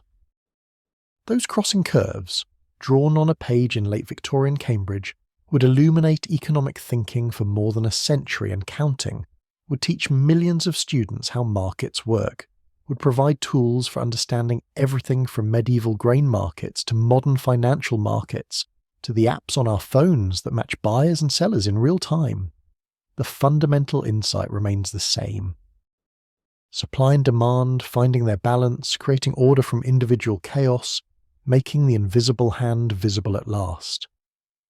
Marshall's elegant diagrams showed us how markets find equilibrium, how supply and demand curves intersect at a price that clears the market, where buyers and sellers are satisfied. But sometimes the curves don't just shift gently. Sometimes supply doesn't adjust smoothly to meet demand. Sometimes supply disappears entirely, suddenly, catastrophically. And when that happens, when the supply curve collapses inward, the consequences reveal something darker about markets, something that mathematics and equilibrium diagrams don't fully capture. They reveal that scarcity, when severe enough, brings suffering that no price mechanism can truly address. Let me take you to Ireland in the 1840s. Ireland was then part of the United Kingdom, ruled from London, its economy dominated by English landlords who owned vast estates, worked by Irish tenant farmers. The Irish population had grown rapidly through the late 1700s and early 1800s, reaching over 8 million people by 1845. This was a dense population for a relatively small island, and it was sustained by a single crop that had become the foundation of Irish life, the potato. Potatoes had been introduced to Ireland from the Americas in the late 1600s. They thrived in Irish soil and climate. An acre of potatoes could feed a family for a year, whereas the same acre planted with wheat or oats could not. Potatoes were nutritious enough to sustain life, though the diet was monotonous. Irish peasants ate little else. Potatoes for breakfast, potatoes for dinner, potatoes for supper, day after day, year after year. As long as the potato harvest was good, people survived. When the harvest failed, they starved. In the summer of 1845, a fungus arrived in Ireland. Phytophthora infestans, potato blight. It spread through fields rapidly, turning healthy plants into blackened, rotting masses within days. The potato crop that year was reduced by perhaps a quarter to a third. This was serious but not yet catastrophic. Many families had some potatoes stored from previous years. They tightened their belts and survived, hoping the next year would be better. But 1846 was worse. The blight returned with a vengeance. The potato crop that year was almost completely destroyed. Fields that should have been green with potato plants were black with rot. The smell of decay hung over the countryside. Families dug up their seed potatoes, the ones they'd saved for planting, and ate them to avoid starvation. This meant they couldn't plant the next year, ensuring continued shortage even if the blight ended. Let's think about what happened in terms of supply and demand. The demand for food in Ireland was fixed, inelastic. 8 million people needed to eat. You can't reduce your food consumption to zero and survive. You can reduce calories, can go hungry, but below a certain level you die. So the demand curve for food was nearly vertical. Quantity demanded didn't fall much even as price rose because people desperately needed food regardless of price. Supply, meanwhile, had collapsed. The potato crop that fed millions had simply vanished, destroyed by blight. Ireland did produce other crops: wheat, oats, barley, livestock. But these were largely grown for export, shipped to England, where they fetched higher prices. Irish tenant farmers didn't own the land they worked. They grew what their landlords demanded, and landlords wanted profitable export crops. The potatoes the Irish depended on were what they grew on small plots for their own subsistence. When potato supply collapsed, people tried to buy other foods, but they were poor. They'd always been poor, living on the edge of subsistence. The cash they had was minimal. When they tried to buy grain or meat, prices rose steeply because supply of these foods was limited and demand suddenly surged. The market was working exactly as supply and demand theory predicts. Limited supply, high demand. Prices rise to ration the scarce goods to those who can pay. But this market outcome was catastrophic for those who couldn't pay. And most Irish peasants couldn't pay. They watched prices rise beyond their reach. They sold everything they owned, furniture, clothes, tools, to buy food. When possessions were exhausted, they begged. When begging failed, they starved. In ditches, in empty cottages, in fields, people died. Quietly at first, then by the thousands, then by the tens of thousands. The British government's response was shaped by prevailing economic thinking, by belief in free markets and limited government intervention. Officials in London believed that interfering with markets would make things worse, that artificial price controls or import restrictions would reduce supply further. They believed in what they called natural economic laws, in letting supply and demand find equilibrium. Some relief was provided. Public works programs were created, employing starving men to build roads and walls in exchange for wages they could use to buy food. But the wages were deliberately kept low, below market rates, based on the theory that higher wages would discourage regular employment and create dependency. Men worked breaking stones, building roads that led nowhere, using the last of their strength for wages that weren't enough to feed their families. Soup kitchens were established, providing thin gruel to those on the verge of death. But these were temporary measures, closed after a few months based on the belief that private charity and the market should handle food distribution. The government didn't want to undermine market mechanisms or create permanent dependency on state aid. Meanwhile, ships laden with grain and cattle continued to leave Irish ports for England. Exports of food from Ireland actually increased during the famine years. This seems incomprehensible. People were starving while food was being shipped away. But from a market perspective, it made perfect sense. The food belonged to landlords and farmers who sold to the highest bidder. English buyers could pay more than starving Irish peasants could. The market allocated food to those with money, not to those with need. This is where the limitations of pure market mechanisms become starkest. Markets are amoral. They allocate goods efficiently in the sense that goods go to those who value them most, as measured by willingness to pay. But willingness to pay depends on ability to pay. A rich person who wants grain to feed their horses might be willing to pay more than a poor person who needs grain to feed their children. The market doesn't distinguish. It simply clears at the price where supply equals demand. By 1847, the famine was at its worst. People were dying not just from starvation, but from diseases that struck bodies weakened by hunger. Typhus, dysentery, cholera swept through workhouses and villages. Entire families died. Entire villages were abandoned. The roads were crowded with skeletal figures wandering in search of food or relief, often dying by the roadside. The scenes were apocalyptic. Some landlords evicted tenant farmers who couldn't pay rent. The evictions were legal, rational from a business perspective. If tenants couldn't pay, replace them with tenants who could, or convert land to grazing, which required less labour. But evicted families had nowhere to go. Many died of exposure. Others crowded into already overwhelmed workhouses.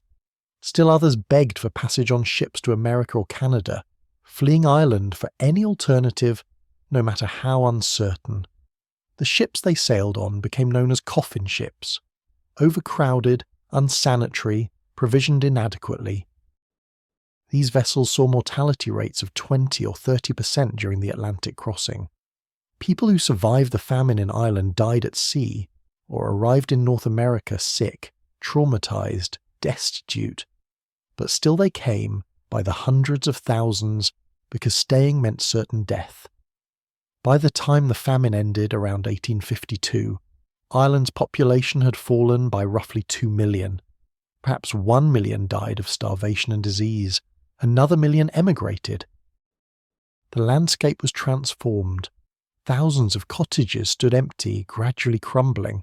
Fields once cultivated returned to grass. The island that emerged from the famine was depopulated, traumatized, fundamentally changed. What does this tragedy teach us about supply and demand? Several painful lessons. First, demand for necessities is inelastic to the point of being absolute. People need food. When supply fails and prices rise beyond their reach, they can't simply choose to consume less. They starve. The demand curve doesn't help them. The market doesn't save them. Second, supply shocks for necessities can be catastrophic, precisely because demand is inelastic. When supply falls and demand remains constant, equilibrium price rises steeply. But this high price doesn't solve the problem. It simply rations scarce goods to those with money, leaving those without to suffer and die. The market clears, but at a price that represents tragedy for millions. Third, relying purely on market mechanisms during crises can be morally and practically disastrous. The British government's adherence to laissez-faire principles, its reluctance to interfere with markets even as people starved, its belief that natural economic laws should be allowed to operate. These contributed to the famine's severity and duration. Markets can coordinate economic activity efficiently under normal conditions, but during crises, especially when necessities are involved, market outcomes can be inhumane. Ireland wasn't the only place to experience this. Let's move forward nearly a century and across the world to another supply shock that revealed the same dynamics. In 1973, the Organization of Petroleum Exporting Countries, OPEC, imposed an oil embargo on nations that supported Israel during the Yom Kippur War. This included the United States and several Western European countries. Oil supply to these countries was suddenly reduced by perhaps 10 to 15%. This doesn't sound enormous, but oil demand is highly inelastic in the short run. People need to drive to work. Factories need energy to operate. Heating systems need fuel. You can't immediately reduce oil consumption by 15% without major disruption. The demand curve was steep, nearly vertical for short-term adjustments. What happened to price? It quadrupled. Oil that had sold for about $3 per barrel in early 1973 sold for nearly $12 per barrel by early 1974. Gasoline prices in the United States roughly doubled. Long lines formed at gas stations as drivers waited hours to fill their tanks. Some stations ran out entirely, posting no gas signs. Rationing schemes were implemented. You could only buy gas on certain days based on your license plate number. The economic impact was severe. Higher oil prices meant higher costs for everything that required energy or transportation, which is essentially everything. Inflation accelerated. Economic growth slowed. The combination, inflation with stagnation, dubbed stagflation, confounded policymakers who had thought inflation and unemployment couldn't both be high simultaneously. But supply shocks can create exactly this situation. Let's think about the elasticity of demand and supply here. In the short run, oil demand was very inelastic. People had cars that required gasoline, homes had oil heating systems, industries relied on petroleum-based inputs, substitutes existed, but switching required time and investment.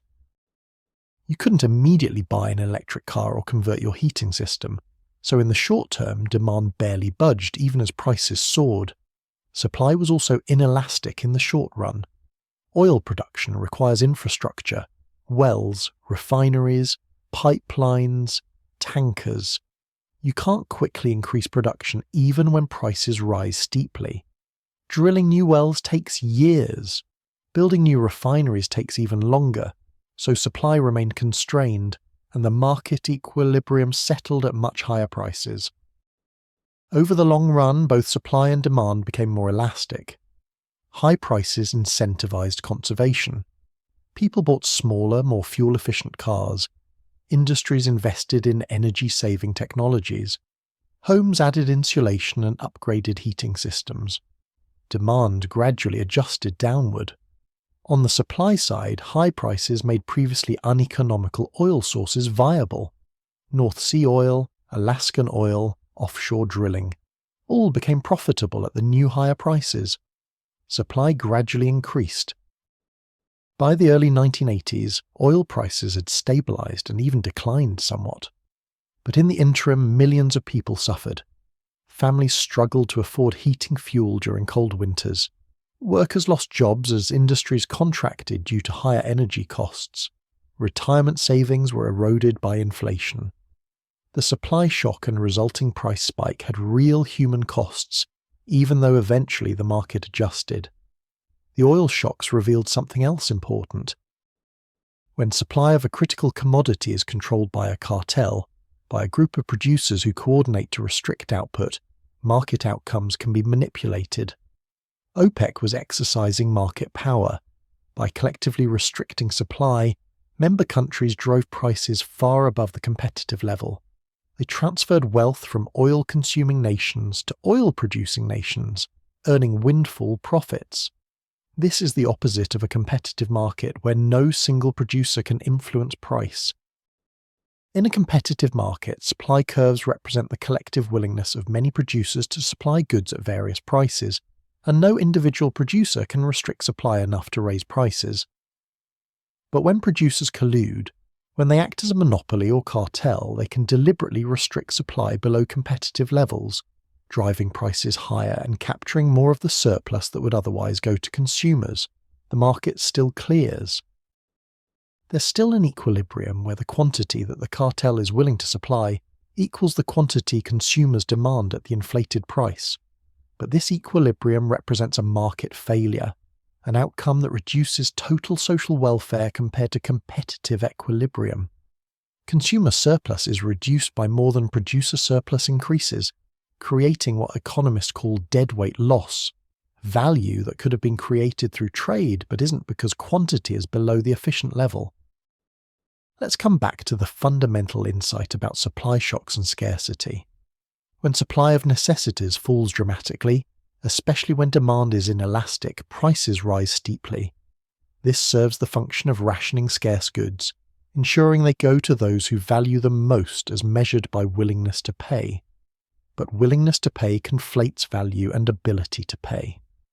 A wealthy person buying fuel for a pleasure cruise might outbid a poor person buying fuel to heat their home, even though the poor person needs the fuel more desperately. This is why societies often choose not to rely purely on market mechanisms during severe shortages. Rationing systems, price controls, emergency government purchases and distributions. These interventions can be inefficient in economic terms but serve important social functions. They can ensure that necessities reach those who need them, not just those who can afford to pay market prices. The Irish famine and the oil shocks are extreme examples, but they illustrate a general principle. Markets work well for allocating goods when supply and demand are both reasonably elastic, when there are substitutes when goods are not absolute necessities. But when supply collapses and demand is inelastic, when we're talking about survival needs, market outcomes can be cruel. Prices rise to levels that exclude the poor from accessing necessities. The invisible hand in such circumstances is not benevolent. It allocates efficiently by a certain definition but not humanely. As you rest there, perhaps beginning to feel the deepening of sleep, hold this thought gently. Supply and demand are powerful forces, elegant in their mathematics, efficient in their coordination of economic activity. But they are forces, not moral agents. They respond to scarcity and desire, translating them into prices, but they don't care about fairness or suffering. When supply vanishes and people desperately need what has become scarce, the market clears at a price many cannot afford. The curves intersect at an equilibrium that is mathematically correct and morally troubling. This doesn't mean markets are bad or that supply and demand principles are wrong. It means they have limits, contexts where they work well, and contexts where they fail to achieve outcomes we might consider just. Understanding these limits is as important as understanding how markets work. The Irish who starved while ships exported grain, the Americans shivering in cold homes they couldn't afford to heat. They weren't experiencing market failures in the technical sense. The markets were working as markets do. They were experiencing the human cost of allowing markets to operate without intervention during crises. The lesson, perhaps, is that markets are tools, not gods. They serve human purposes when properly designed and regulated, when embedded in social contexts that constrain their operation where necessary. Supply and demand will always operate, will always push toward equilibrium. But we get to decide, through policy and institutions, whether to let them operate unconstrained or whether to intervene when outcomes become intolerable. Let these heavy thoughts settle, then release them. The famines ended. The oil shocks passed. Markets adjusted, as they always do eventually. Supply expanded, demand adapted, new equilibria were found. Life continued.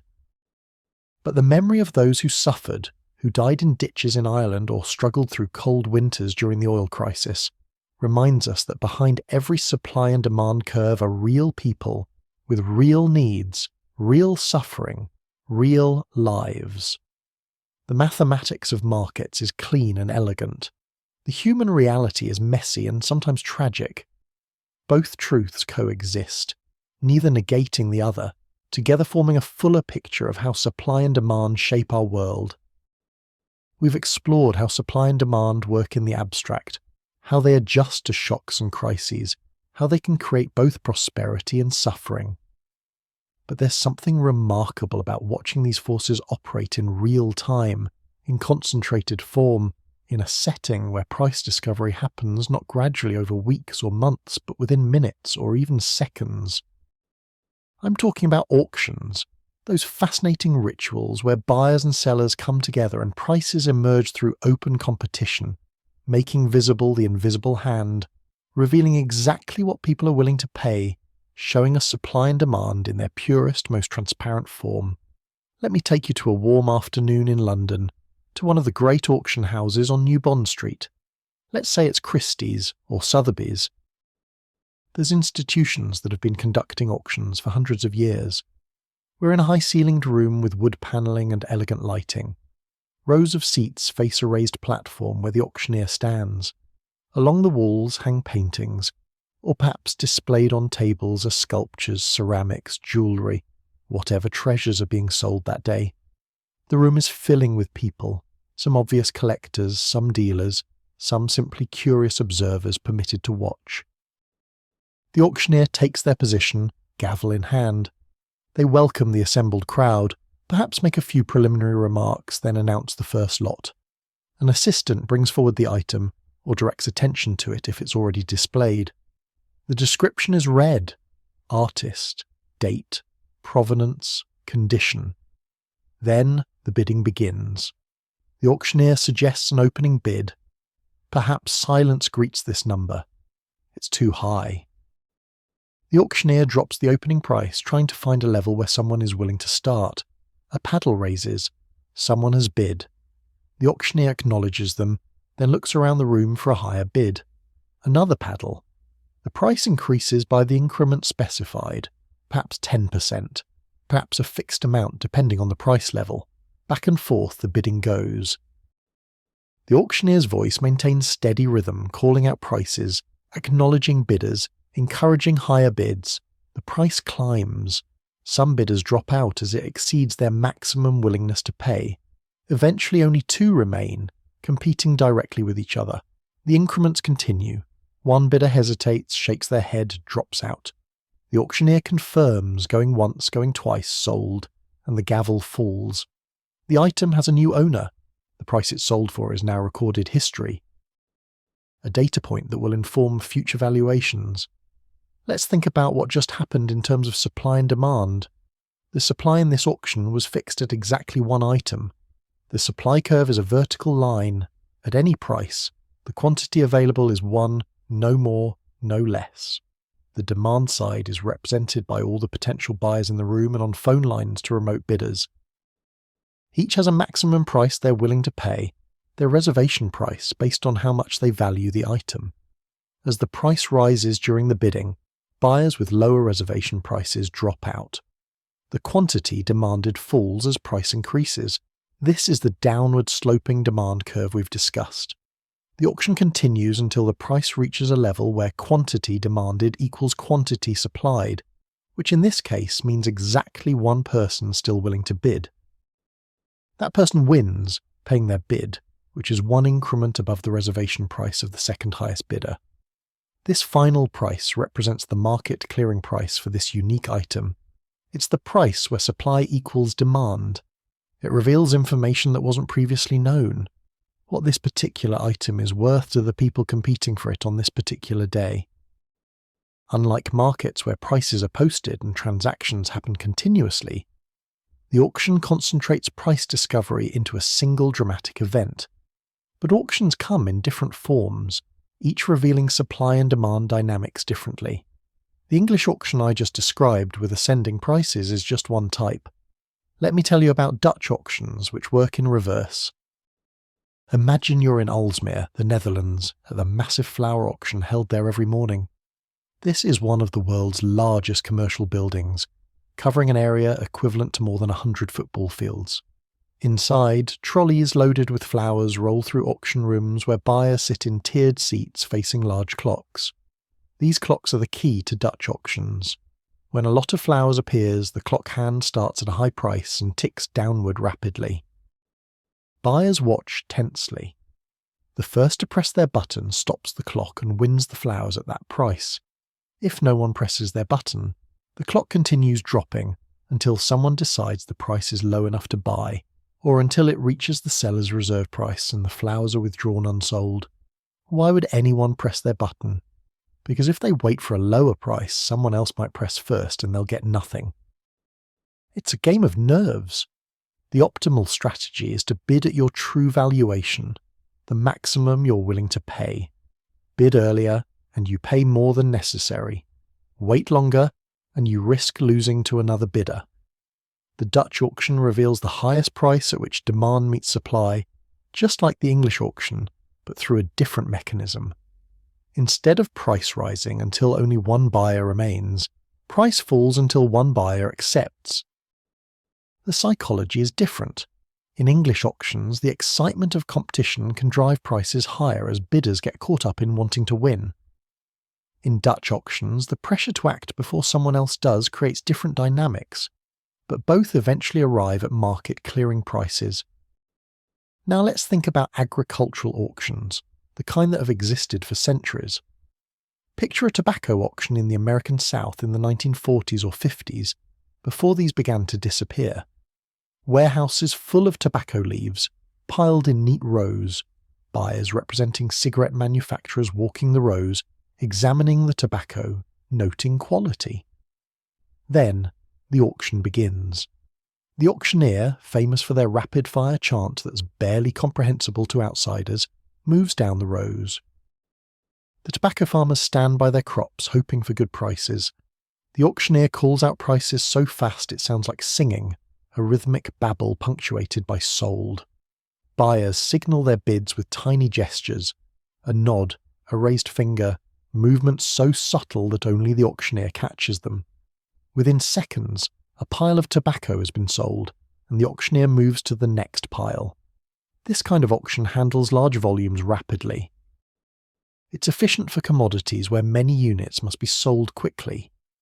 The price that emerges reflects current market conditions, the quality of the tobacco, the supply available that day, how much manufacturers need, what they're willing to pay. The auction aggregates all this information and expresses it as prices. These agricultural auctions illustrate another important point about supply and demand. The supply side might represent many farmers, each bringing their product. The demand side might be a few large buyers with significant market power. In tobacco, a handful of cigarette manufacturers bought most of the crop. They competed with each other at auctions, yes, but their number was small enough that they had some market power. This can depress prices below what they'd be in a perfectly competitive market. Farmers, meanwhile, were price takers. Individual farmers were too small to influence market price. They brought their tobacco to auction and accepted whatever price emerged. This asymmetry, many sellers, few buyers, shifts surplus from producers to buyers, from farmers to manufacturers. The auction still found a market clearing price, but the distribution of surplus was skewed by market structure. Let's move to a different kind of auction entirely. Stock exchanges, before they became fully electronic, operated as continuous auctions. Picture the New York Stock Exchange trading floor in, say, 1980. Hundreds of traders in coloured jackets crowding around trading posts shouting buy and sell orders, hand signals flying, paper tickets being exchanged, a controlled chaos that somehow processed thousands of transactions per minute. Each stock had a specialist, a designated market maker whose job was to maintain an orderly market. Buyers and sellers submitted orders, market orders to buy or sell at the current price, limit orders to buy or sell only if price reached a specified level. The specialist matched buy and sell orders, conducting a continuous auction where price adjusted moment by moment to balance supply and demand. When more buy orders came in than sell orders, the price would rise to attract sellers and discourage buyers until balance was restored. When sell orders exceeded buy orders, the price would fall until equilibrium was reached. This happened all day, every trading day, with the price of each stock fluctuating constantly as new information arrived, and traders adjusted their willingness to buy or sell. This continuous auction is supply and demand operating at very high frequency. The supply curve represents everyone willing to sell at various prices. The demand curve represents everyone willing to buy. The intersection, the equilibrium price, is the current market price, updated second by second as the curves shift. Every trade that occurs reveals a point where supply met demand, where a buyer's willingness to pay matched a seller's willingness to accept. Modern stock markets are now fully electronic, orders matched by computers in microseconds, but the principle remains the same. It's still an auction, still price discovery through the interaction of buyers and sellers, just automated and accelerated far beyond what humans could manage. Let's consider eBay, which brought auctions to ordinary people for ordinary goods. In the late 1990s and 2000s, eBay transformed how people thought about value and price. Suddenly your old baseball cards or vintage clothing or used electronics could be auctioned to a global market. You weren't limited to yard sales or local classified ads. You could reach millions of potential buyers. The eBay auction format was similar to English auctions, ascending price, highest bidder wins, but it had unique features. The auction ran for days, not minutes. Bidders could place proxy bids, their maximum willingness to pay, and eBay would automatically bid for them up to that maximum. The final moments often saw furious bidding as people tried to quote 11 placing bids at the last second to win without giving competitors time to respond. What eBay revealed was the enormous variation in what people were willing to pay for the same item. One week, a particular vintage toy might sell for $50. The next week, an identical toy might sell for $200. Why? Because different bidders with different valuations happened to be watching, because the timing was different, because supply and demand for that specific item at that specific moment varied. This variation taught an important lesson. Price isn't an inherent property of objects. It's an emergent property of supply and demand at a particular time and place. That vintage toy has no _12_ value. It has whatever value emerges from the auction, from the competition among bidders who want it. And that value can change dramatically based on who's bidding and what alternatives are available. Auctions also reveal the concept of winner's curse. Imagine bidding for something with uncertain value, perhaps an oil lease, where you don't know how much oil is underground, or a company you're trying to acquire where you don't know exactly what it's worth. You submit a bid based on your estimate of value. If you win, what does that tell you? It tells you that everyone else valued it less than you did. Maybe they know something you don't. Maybe your estimate was too optimistic.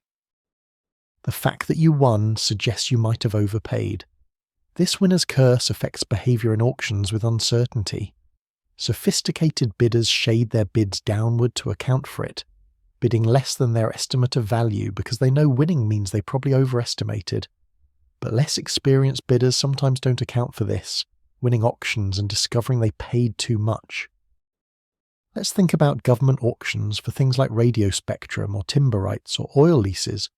These are high-stakes auctions where billions of dollars can be at stake.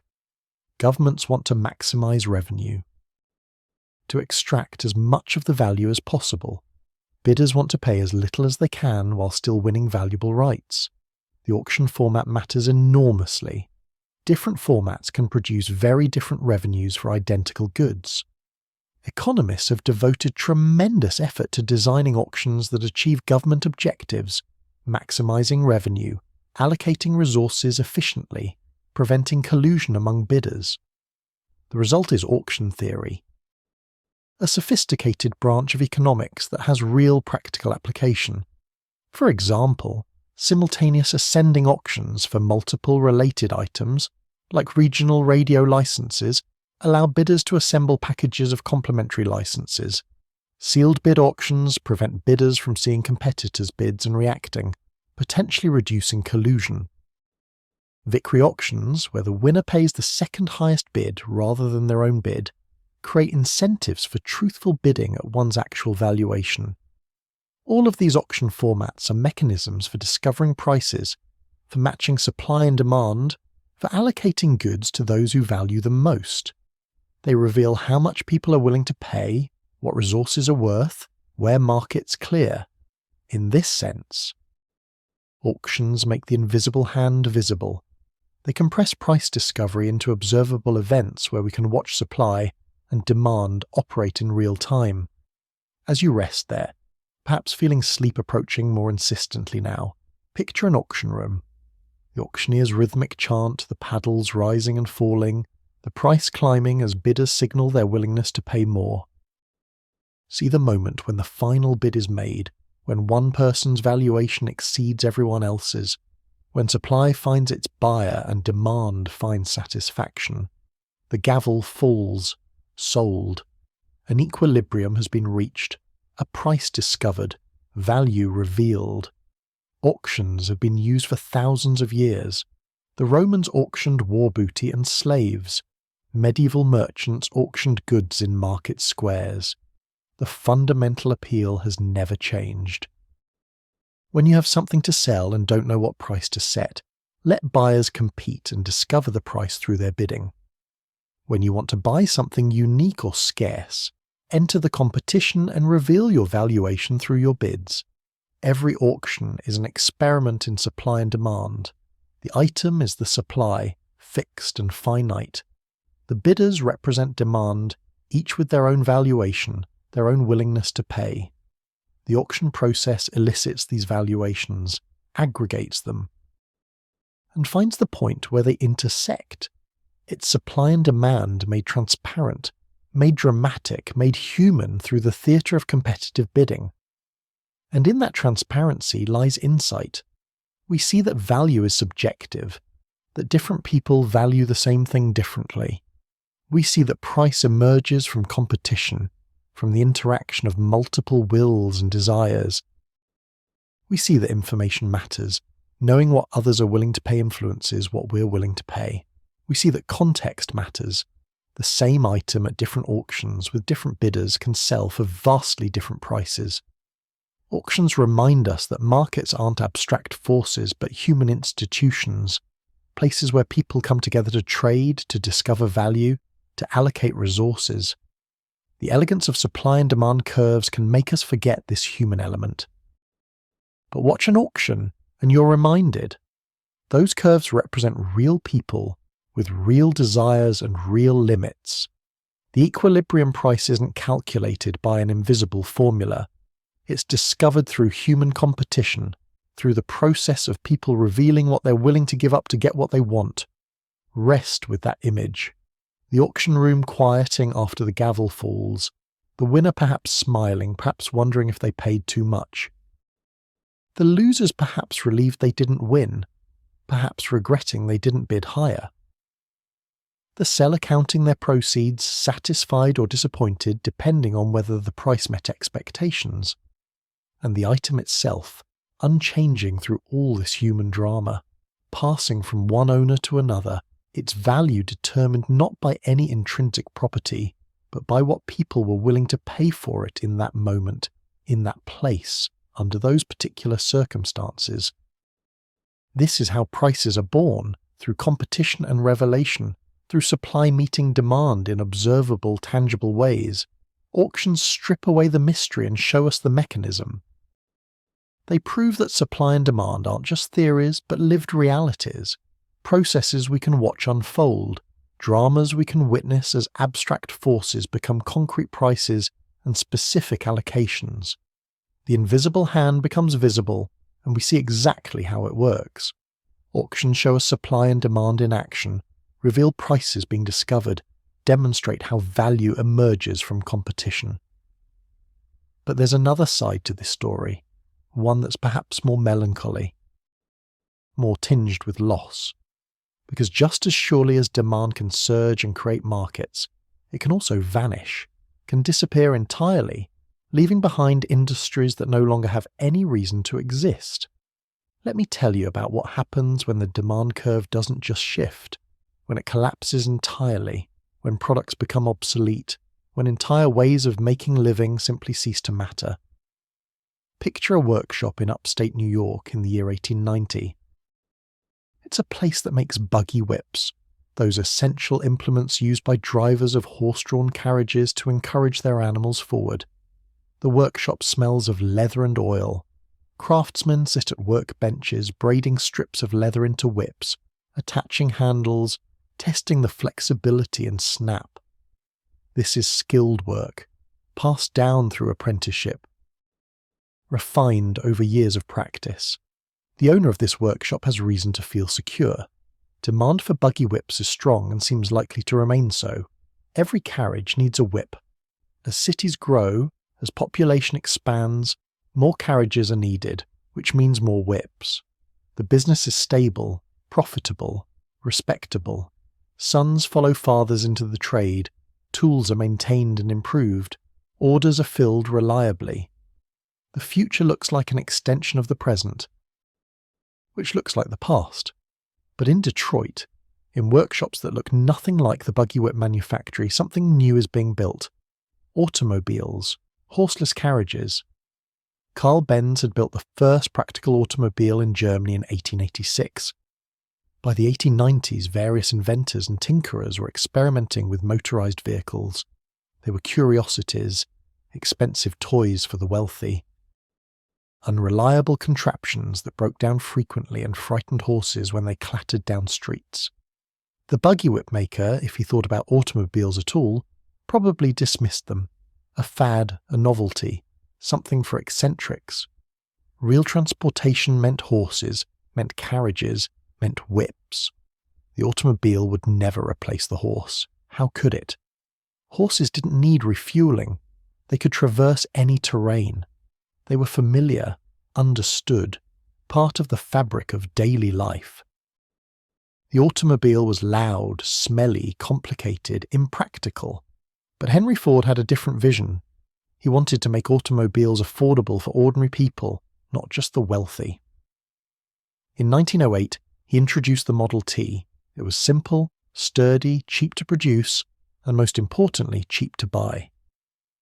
The initial price was $850, expensive but within reach for many middle-class families, and Ford kept improving production methods, driving costs and prices down further.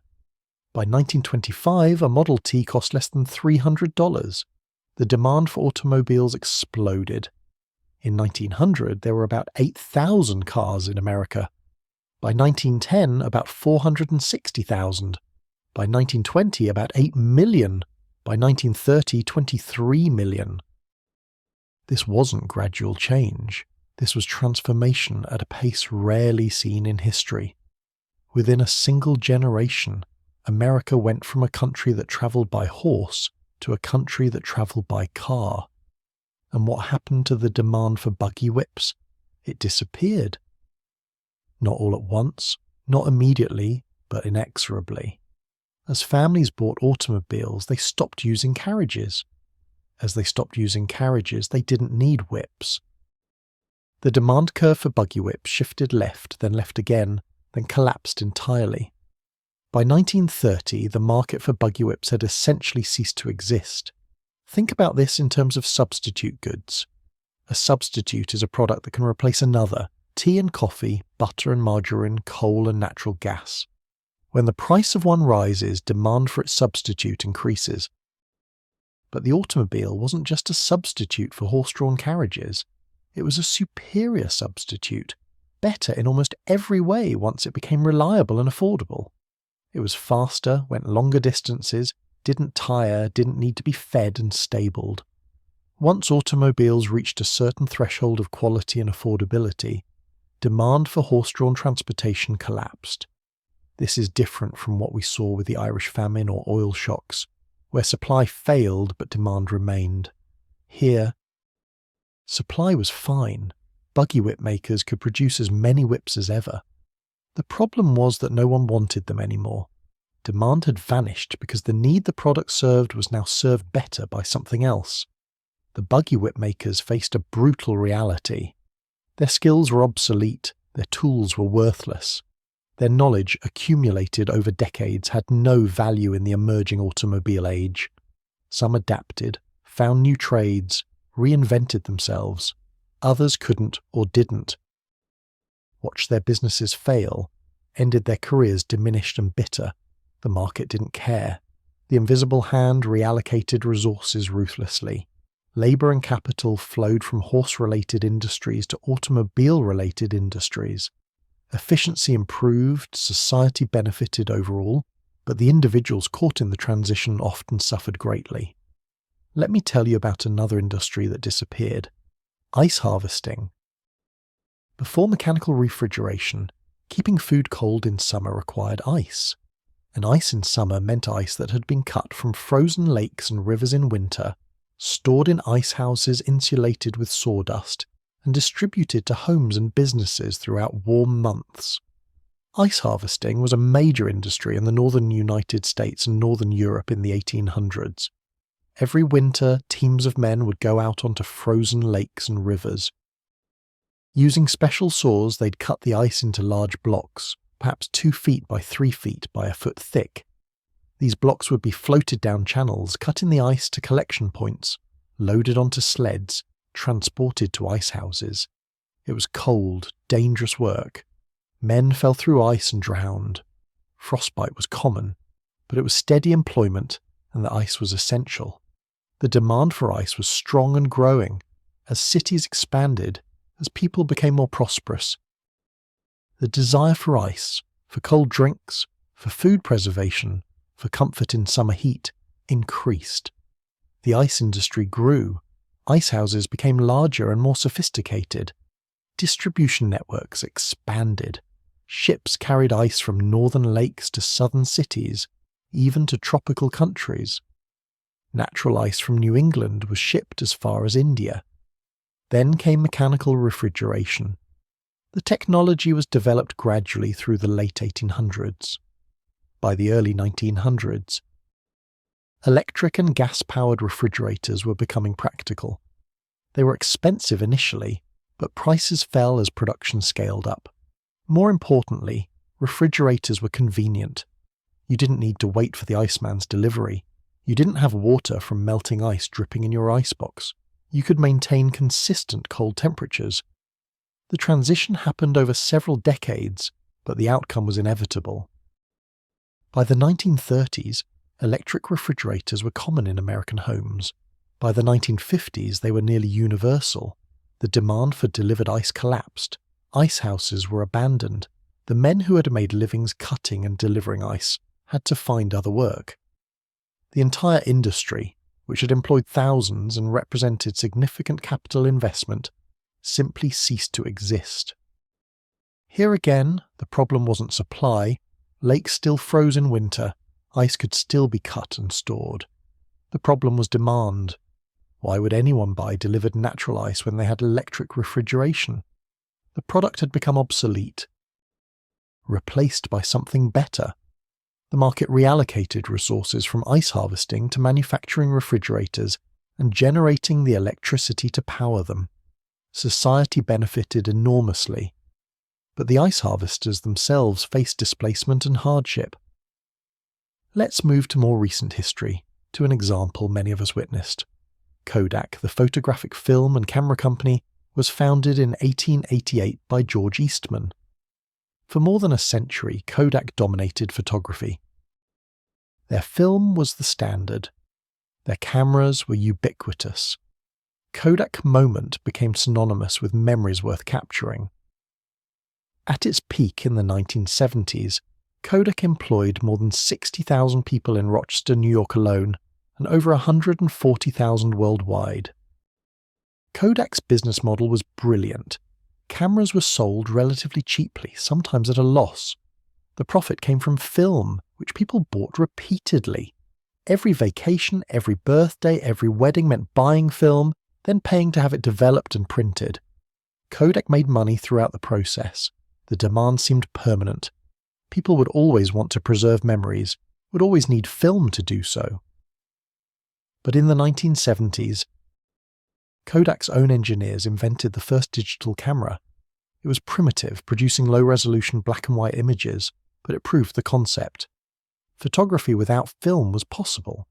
Kodak management faced a choice: pursue digital technology and potentially cannibalize their profitable film business, or protect the existing business and hope digital photography remained a niche.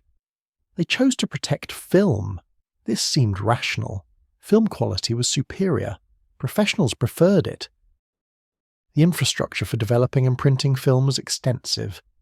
Digital would complement film maybe, but never replace it. Or so they thought. Digital photography improved rapidly. Resolution increased. Color quality improved. Cameras became smaller and cheaper. In the 2000s, digital cameras became affordable for average consumers. Then smartphones integrated cameras, making photography ubiquitous and instant. You could take a photo and share it immediately. No film, no developing, no printing necessary unless you specifically wanted prints. The demand for film collapsed. Not over decades, like buggy whips or ice, but over a few years. Film sales peaked around 2000. By 2010, they had fallen by more than 80%. Kodak, which had survived for over a century, filed for bankruptcy in 2012. The company still exists in a much diminished form, but the Kodak that dominated photography is gone, destroyed by the very technology its own engineers had pioneered. This is creative destruction, a term coined by economist Joseph Schumpeter. Old industries die, new industries are born. Old products become obsolete, new products replace them. The process drives economic growth and innovation, constantly improving productivity and living standards. But it's called destruction for a reason. Real people lose real jobs. Real communities that depended on those jobs suffer. Real skills and knowledge become worthless overnight. From a supply and demand perspective, what's happening is a shift so extreme it represents a phase change. When a substitute good emerges that's so superior that it dominates the market, the demand curve for the old good doesn't just shift left, it collapses. The cross-price elasticity of demand, how much demand for one good changes when the price of a substitute changes, becomes extreme. Even if buggy whips became free, people wouldn't use them because they didn't have horses. Even if film became incredibly cheap, most people wouldn't use it because digital was more convenient. This is different from normal market dynamics, where supply and demand fluctuate around an equilibrium. This is equilibrium disappearing entirely. The market for the obsolete product ceases to exist. Any resources still devoted to producing it are wasted. The only rational response is complete exit from the industry, but exit is hard. Capital is often specific to an industry. A factory designed to make buggy whips can't easily be converted to making automobile parts. An ice house can't be repurposed for refrigerator manufacturing. Workers have skills specific to their trade. A buggy whip braider can't instantly become an automobile mechanic. Transitioning requires time, investment, often acceptance of lower wages while learning new skills.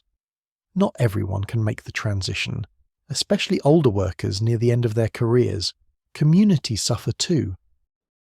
Towns that grew up around ice harvesting or film manufacturing face decline when those industries die. Tax bases shrink. Stores close. Population falls as people leave seeking employment elsewhere. The social fabric tears. These economic transitions have real human costs that persist even as the economy overall becomes more productive and wealthier. Let me tell you about one more obsolete technology: typewriters. For roughly a century, from the late 1800s through the late 1900s, typewriters were essential business equipment. Typing was a crucial skill. Secretarial pools full of typists were standard in large companies. Typewriter manufacturers, Remington, Underwood, Royal, Smith Corona, Olivetti, were major corporations. The typewriter seemed permanent. It had evolved and improved over time, manual to electric, increasing quality and speed, but the basic concept remained. Typing was faster and more legible than handwriting. Businesses needed typed correspondence, reports, contracts. The demand seemed secure. Personal computers changed everything. Early word processing software appeared in the late 1970s. By the 1980s, computers with word processing were becoming common in offices. By the 1990s, they were standard. Word processing was superior to typing in every way. You could edit without retyping. You could save and revise. You could integrate graphics. You could print multiple copies. You could email documents rather than mailing physical paper. The demand for typewriters evaporated. In 1990, worldwide typewriter sales were still in the millions. By 2000, they had fallen to hundreds of thousands. By 2010, to tens of thousands, mostly in developing countries. Smith Corona, the last American typewriter manufacturer, stopped making typewriters in 2005. The product had become a curiosity, a nostalgic artifact, not a functional business tool. The typewriter industry had employed tens of thousands directly and many more in supporting industries, ribbon manufacturers, repair services, typing schools. All of these disappeared or shrank to insignificance. The workers found other employment eventually, but the transition was difficult. Skills that had been valuable became obsolete. Experience that had brought promotions and respect became irrelevant. What all these examples teach us is that demand is not static. It responds to changes in technology, in preferences, in the availability of substitutes. When a radically better substitute appears, demand can collapse entirely. The supply and demand framework still applies. Demand fell, and eventually supply adjusted to meet the new, lower or non-existent demand. But the human cost of that adjustment is enormous. Economists often focus on the long run, on how markets eventually find new equilibria. As John Maynard Keynes famously observed, in the long run we're all dead. The buggy whip maker who loses everything at age 55 doesn't find much comfort in knowing that the economy overall will be better off in the long run. For him, there is no long run, just the immediate reality of unemployment and obsolescence. This raises questions about how society should handle technological change. Should we try to slow it down to protect workers and communities? Most economists would say no, that slowing innovation would harm overall prosperity and ultimately help no one. Should we let markets operate freely and let the displaced fend for themselves? Many would say this is too harsh, that society should provide support, retraining programs, unemployment benefits, relocation assistance to help people transition. There's no perfect answer. Technology will advance regardless of policy. Demand will shift as better products emerge. Industries will rise and fall. The question is how to manage these transitions humanely while maintaining the dynamism that drives progress and prosperity. It's a tension between efficiency and equity, between creative and destruction, between the collective benefit and individual cost. As you rest there, perhaps on the edge of sleep now, picture those obsolete workshops. The buggy whip factory with its leather and tools gathering dust as the last craftsmen retire and no apprentices replace them. The ice house, its thick walls and sawdust insulation no longer needed, slowly deteriorating. The Kodak factory in Rochester, vast and empty, a monument to an industry that seemed eternal but proved ephemeral. There's something melancholy about obsolescence. These weren't bad products. They served real needs, sometimes for generations. The people who made them weren't unskilled or lazy. They were craftsmen, workers, doing honest labour. But demand disappeared, replaced by something better, and all their effort became worthless in market terms. The invisible hand showed no sentiment, no loyalty. It simply reallocated resources to more productive uses, leaving behind the ruins of industries that no longer served any purpose. Yet from those ruins came progress. The automobile freed people to travel farther and faster. Refrigeration improved nutrition and health. Digital photography democratized image making. Word processing made writing more efficient. Each obsolete technology was replaced by something that genuinely improved human life. The creative destruction, for all its costs, created real value. This is the paradox at the heart of market economies. They're extraordinarily good at innovation and adaptation, at reallocating resources to their best uses, at improving productivity and living standards over time. But they're harsh to those caught on the wrong side of change. The same forces that drive progress also create dislocation and suffering.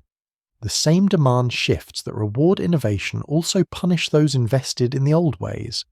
Supply and demand explains the mechanics. When a superior substitute emerges, the demand curve for the old product shifts left until it disappears. Supply must adjust, which means exit from the industry, repurposing of capital, retraining of labour. The market finds a new equilibrium, usually at a higher level of overall prosperity. But the transition is painful, the human cost is real, and the pace of change seems to accelerate with each generation. Rest with this thought, Let it settle gently as sleep approaches. The buggy whip, the block of ice, the roll of film, the typewriter, all obsolete now, all replaced, all remembered mainly as curiosities, if remembered at all. But they mattered once. They employed people, served needs, generated value. Their obsolescence wasn't a failure of the products or the people who made them. It was simply the working of supply and demand over time, as technology changed what people wanted and could have. The invisible hand, ever efficient, ever unsentimental, ever pushing toward the future regardless of the past. We've seen how demand can disappear entirely when superior substitutes emerge, how whole industries can become obsolete almost overnight. But there's a deeper pattern worth exploring, one that helps explain why some prices barely budge when market conditions change while others swing wildly at the slightest disturbance.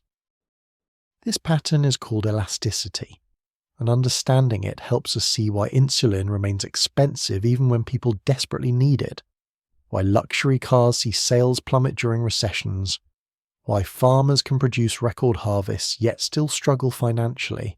Elasticity measures responsiveness, flexibility, how much quantity changes when price changes or when income changes. It's the difference between rigid and flexible, between products that must be bought regardless and products that are easily forgone.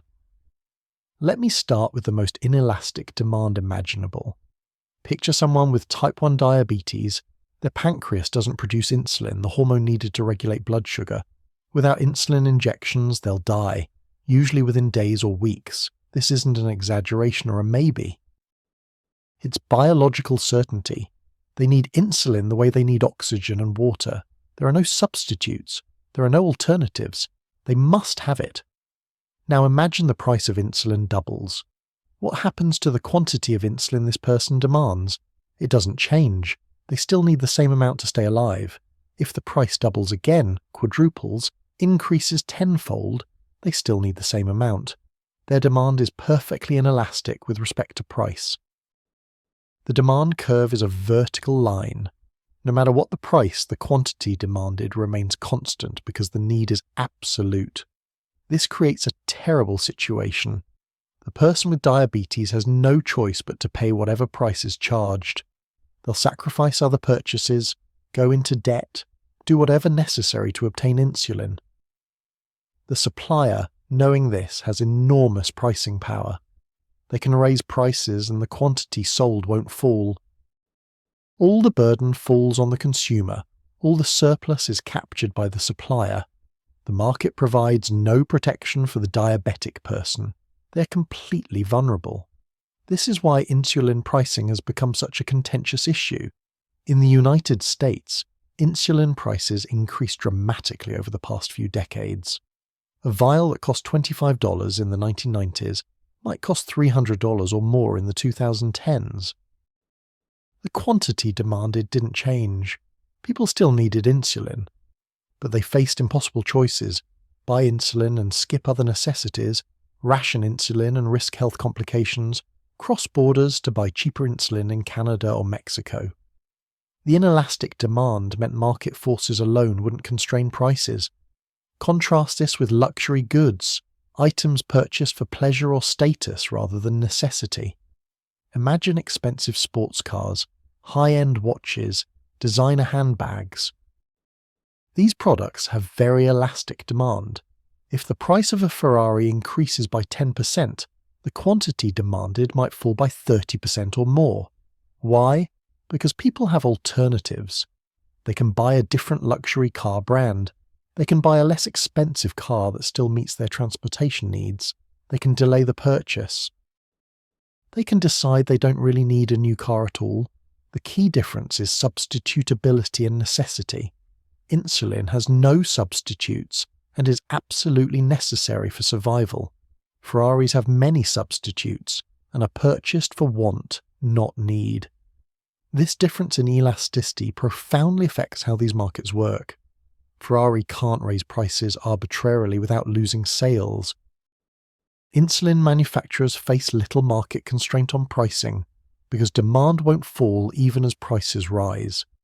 Let's think about elasticity more systematically. Economists define price elasticity of demand as the percentage change in quantity demanded divided by the percentage change in price. If a 10% price increase leads to a 20% decrease in quantity demanded, the elasticity is negative too. The negative sign indicates the inverse relationship between price and quantity. As price rises, quantity falls. When elasticity is between 0 and -1 in absolute value, demand is inelastic. A price change produces a smaller percentage change in quantity. When elasticity is more negative than -1, demand is elastic. A price change produces a larger percentage change in quantity. When elasticity equals exactly -1, demand is unit elastic. The percentage changes are equal. Why does this matter? Because it determines how total revenue changes with price. For inelastic demand, raising price increases total revenue because quantity doesn't fall much. The higher price more than compensates for the slight reduction in quantity. For elastic demand, raising price decreases total revenue because quantity falls proportionally more than price rises. Understanding elasticity helps businesses price strategically and helps us predict market responses to price changes. Several factors influence elasticity. The first is the availability of substitutes. The more substitutes available, the more elastic demand becomes. If coffee prices rise, people can switch to tea. If one brand of cereal becomes expensive, people can buy another brand. But if all caffeine sources become expensive simultaneously, and you're addicted to caffeine, your demand is relatively inelastic because there are no good substitutes for the category as a whole. The second factor is whether the good is a necessity or luxury. Necessities tend to have inelastic demand. You need food, housing, basic health care regardless of price. Luxuries have elastic demand. You can forego a vacation or postpone buying new furniture if prices rise. The third factor is time horizon.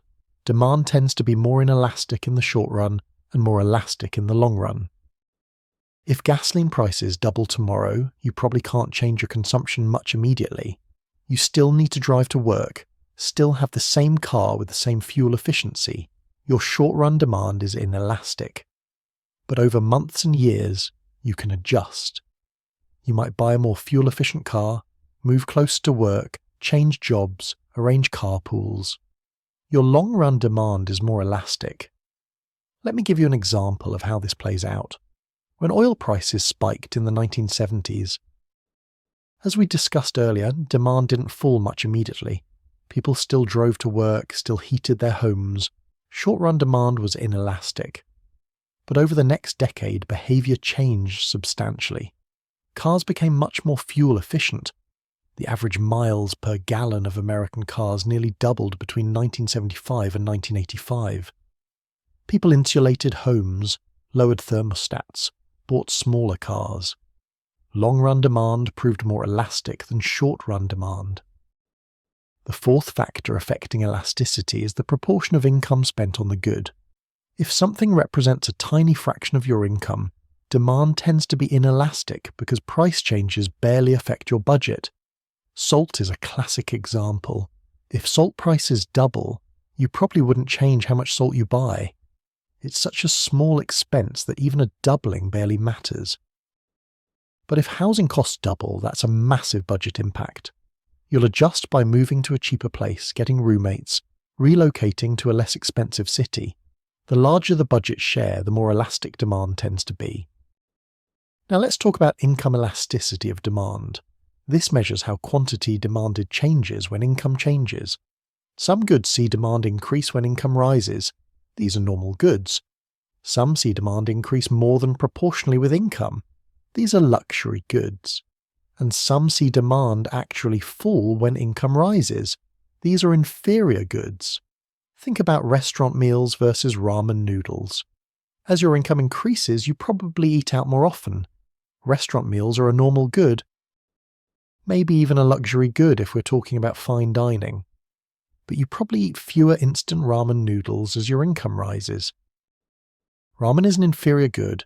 It's what people buy when money is tight, but they upgrade to better food when they can afford it. This distinction matters for understanding how recessions affect different industries. When a recession hits and incomes fall, demand for normal and luxury goods falls, car sales plummet, restaurant reservations decline, travel slows. But demand for inferior goods might actually increase. Discount stores see more business. Cheap staple foods sell more. People downgrade from restaurants to cooking at home, from name brands to generic brands, from new cars to used cars. The income elasticity of demand helps businesses understand their vulnerability to economic cycles. If you sell luxury goods with high income elasticity, again recessions will hit you hard. Demand will fall sharply when incomes decline. If you sell necessities with low income elasticity or inferior goods with negative income elasticity, you're more insulated from recessions. People still need to eat, still need basic shelter, still need essential health care. Let's think about different product categories and their elasticities. Bread, a basic staple food, has relatively inelastic demand. When bread prices rise, people might buy a bit less, but they still need bread. When incomes fall, bread consumption doesn't change much because it's already a cheap necessity. Bread is a normal good with low price elasticity and low income elasticity. Now consider airline travel. It has elastic demand. When ticket prices rise significantly, many people postpone trips, choose alternative destinations, or cancel travel plans. When incomes fall during recessions, discretionary travel falls sharply. Airlines are very vulnerable to economic cycles. This is why airline profitability is so volatile, swinging from large profits in boom times to losses during recessions. Here's an interesting case: gasoline, which we touched on earlier. In the very short run, demand is quite inelastic. You need to get to work tomorrow regardless of what gas costs, but as time passes, elasticity increases. Over months, you might adjust routes or combine errands to use less gas. Over years, you might buy a different car or move. The elasticity of gasoline demand depends critically on the time horizon we're examining. Another fascinating example is cigarettes. For addicted smokers, demand is highly inelastic. Cigarette taxes can be raised substantially without causing much decline in smoking, at least in the short run. This is why governments use cigarette taxes as revenue sources. They know smokers will keep buying despite higher prices. But for potential new smokers, especially teenagers, demand is more elastic. Higher prices do discourage youth smoking. Over the long run, as older addicted smokers die and are replaced by fewer new smokers deterred by high prices, even cigarette demand shows some elasticity. Let's shift to thinking about supply elasticity. Just as demand can be elastic or inelastic, so can supply. Supply elasticity measures how much quantity supply changes when price changes. Some goods can be produced quickly in response to price increases. These have elastic supply. Others can't be increased easily even when prices rise. These have inelastic supply. Agricultural products in the short run typically have very inelastic supply. A farmer has planted wheat in the spring. The growing season is months long. If wheat prices spike in June, the farmer can't plant more wheat to take advantage of high prices. The crop is already in the ground, growing at its own biological pace. Supply is fixed regardless of price. This is why agricultural prices can be so volatile. Inelastic supply combined with variable demand from weather affecting harvests in different regions creates large price swings. But agricultural supply in the long run is more elastic. If wheat prices are high for several years, more farmers will plant wheat. They'll convert land from other crops, invest in equipment suited to wheat production, expand acreage. Supply will increase. Eventually, if prices remain high enough for long enough, supply adjusts. But this takes time, at minimum a full growing season, often several years for significant adjustment. Manufactured goods often have more elastic supply than agricultural products because production can be ramped up or down more quickly. If demand for smartphones surges, manufacturers can run factories longer hours, hire more workers, perhaps build new production lines. If demand falls, they can reduce shift, lay off workers, idle capacity. The adjustment isn't instant, but it's faster than waiting for crops to grow. Some goods have very elastic supply because they are easy to produce and store. Generic office supplies, simple tools, basic containers, these can be produced in whatever quantity is demanded without much difficulty. If price rises slightly, quantity supplied can increase substantially because there are minimal constraints on production. Other goods have inelastic supply because they are inherently limited. Beachfront property, for instance. When beachfront property prices rise, you can't create more beaches. Supply is nearly perfectly inelastic, a vertical supply curve. All the benefit of increased demand goes to property owners in the form of higher prices. Quantity doesn't increase because it can't. This brings us to a crucial insight.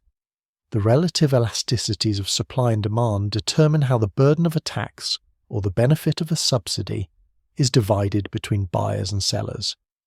If demand is inelastic and supply is elastic, most of the tax burden falls on buyers. They can't reduce consumption much, while sellers can easily shift to producing other things if the after-tax price falls too low. Conversely, if demand is elastic and supply is inelastic, most of the tax burden falls on sellers. Buyers can easily switch to substitutes if price rises, while sellers can't easily reduce quantity supplied or switch to producing other goods. This isn't about who legally pays the tax. It's about economic incidence, about who really bears the burden. A tax on cigarettes might be legally imposed on manufacturers, but they'll raise prices and pass most of the burden to smokers because demand is inelastic. A tax on a specific brand of luxury watches might be legally imposed on buyers, but the brand might lower its pre-tax price to keep the final price competitive, because demand is elastic and buyers have many alternatives. Let me paint a picture to help this settle in your mind. Imagine two markets, both with a $10 tax imposed. In the first market, insulin demand is perfectly inelastic and supply is elastic. Before the tax, insulin sells for $100. The tax is imposed. What happens? The price rises to $110. Consumers pay the entire tax. Suppliers still receive $100 after paying the tax to the government. Consumers have no choice but to accept the higher price. In the second market, luxury handbags, demand is elastic and supply is relatively inelastic in the short run because of specialized production. Before the tax, handbags sell for $1,000. The tax is imposed. If the full tax were passed to consumers, price would rise to $1,010. But at that price, many consumers switch to other luxury goods or postpone purchases. Demand falls sharply. The market settles at maybe $1,003, with suppliers receiving $993 after paying the $10 tax. Consumers bear $3 of the tax, suppliers bear $7, all because of the relative elasticities. This analysis applies to subsidies too, just in reverse. A subsidy to farmers for growing corn, when agricultural supply is inelastic in the short run, mostly benefits farmers in the form of higher income. A subsidy for a product with elastic supply and inelastic demand mostly benefits consumers in the form of lower prices. Understanding elasticity helps us predict who wins and loses from policy changes, from market shocks, from technological innovations. When demand is inelastic, suppliers have power and consumers are vulnerable. When demand is elastic, consumers have alternatives and suppliers must compete. When supply is inelastic, suppliers can't respond to price signals and price must do all the adjusting. When supply is elastic, quantity adjusts readily and price changes less. As you lie there, sleep drawing very near now, let these concepts settle like sediment. Elasticity is about responsiveness, about flexibility, about how much things can change when conditions change. Some demands are rigid, inflexible, determined by necessity or addiction or lack of alternatives. Others are malleable, responsive, easily redirected to substitutes or postponed or abandoned entirely. The mathematics of elasticity, percentage changes divided by percentage changes, might seem abstract. But what it measures is deeply human. It measures how trapped we are by our needs, how free we are to make different choices, how much power we have in market transactions. Someone needing insulin has little power because their demand is inelastic. Someone shopping for a luxury car has lots of power because their demand is elastic and they have many alternatives. Markets work best, serve consumers best, when demand is elastic, when there are substitutes, when products aren't absolute necessities, when consumers can walk away if they don't like the price. Markets work worst, can be most exploitative, when demand is inelastic, when people have no choice, when they must buy regardless of price, when suppliers can extract whatever they want. This is why monopolies over necessities are so dangerous. Combine inelastic demand with monopoly supply, and consumers are completely at the mercy of the supplier. This is why essential goods and services are often regulated or publicly provided.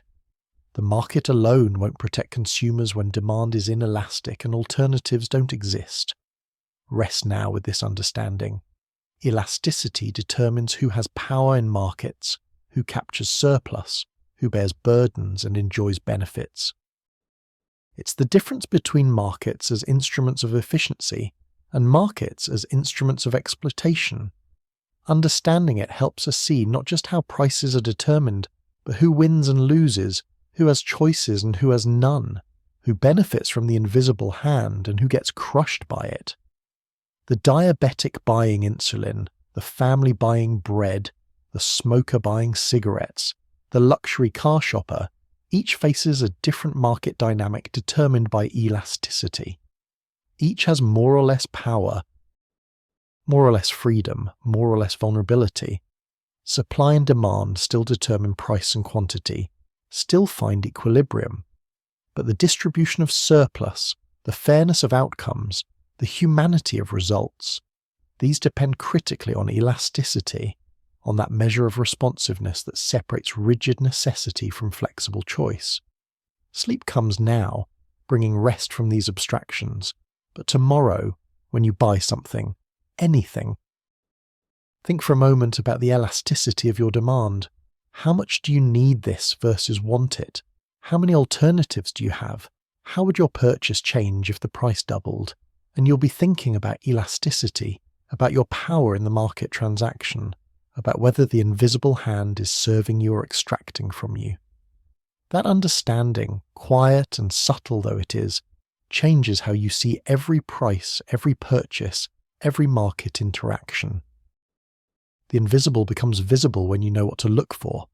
And so, we've travelled together through time, through markets ancient and modern, through moments of abundance and scarcity, through the elegant mathematics of crossing curves and the messy human reality of needs and wants.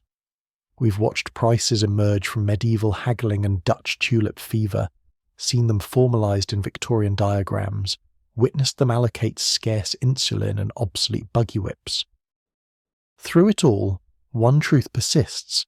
Supply and demand are simply us, simply human desires meeting human limitations, creating order from individual choices, weaving together millions of separate stories into the vast tapestry of exchange. You're part of this story. Every purchase you make, every price you accept or reject, every moment you weigh what something costs against what it's worth to you, you're participating in this ancient dance.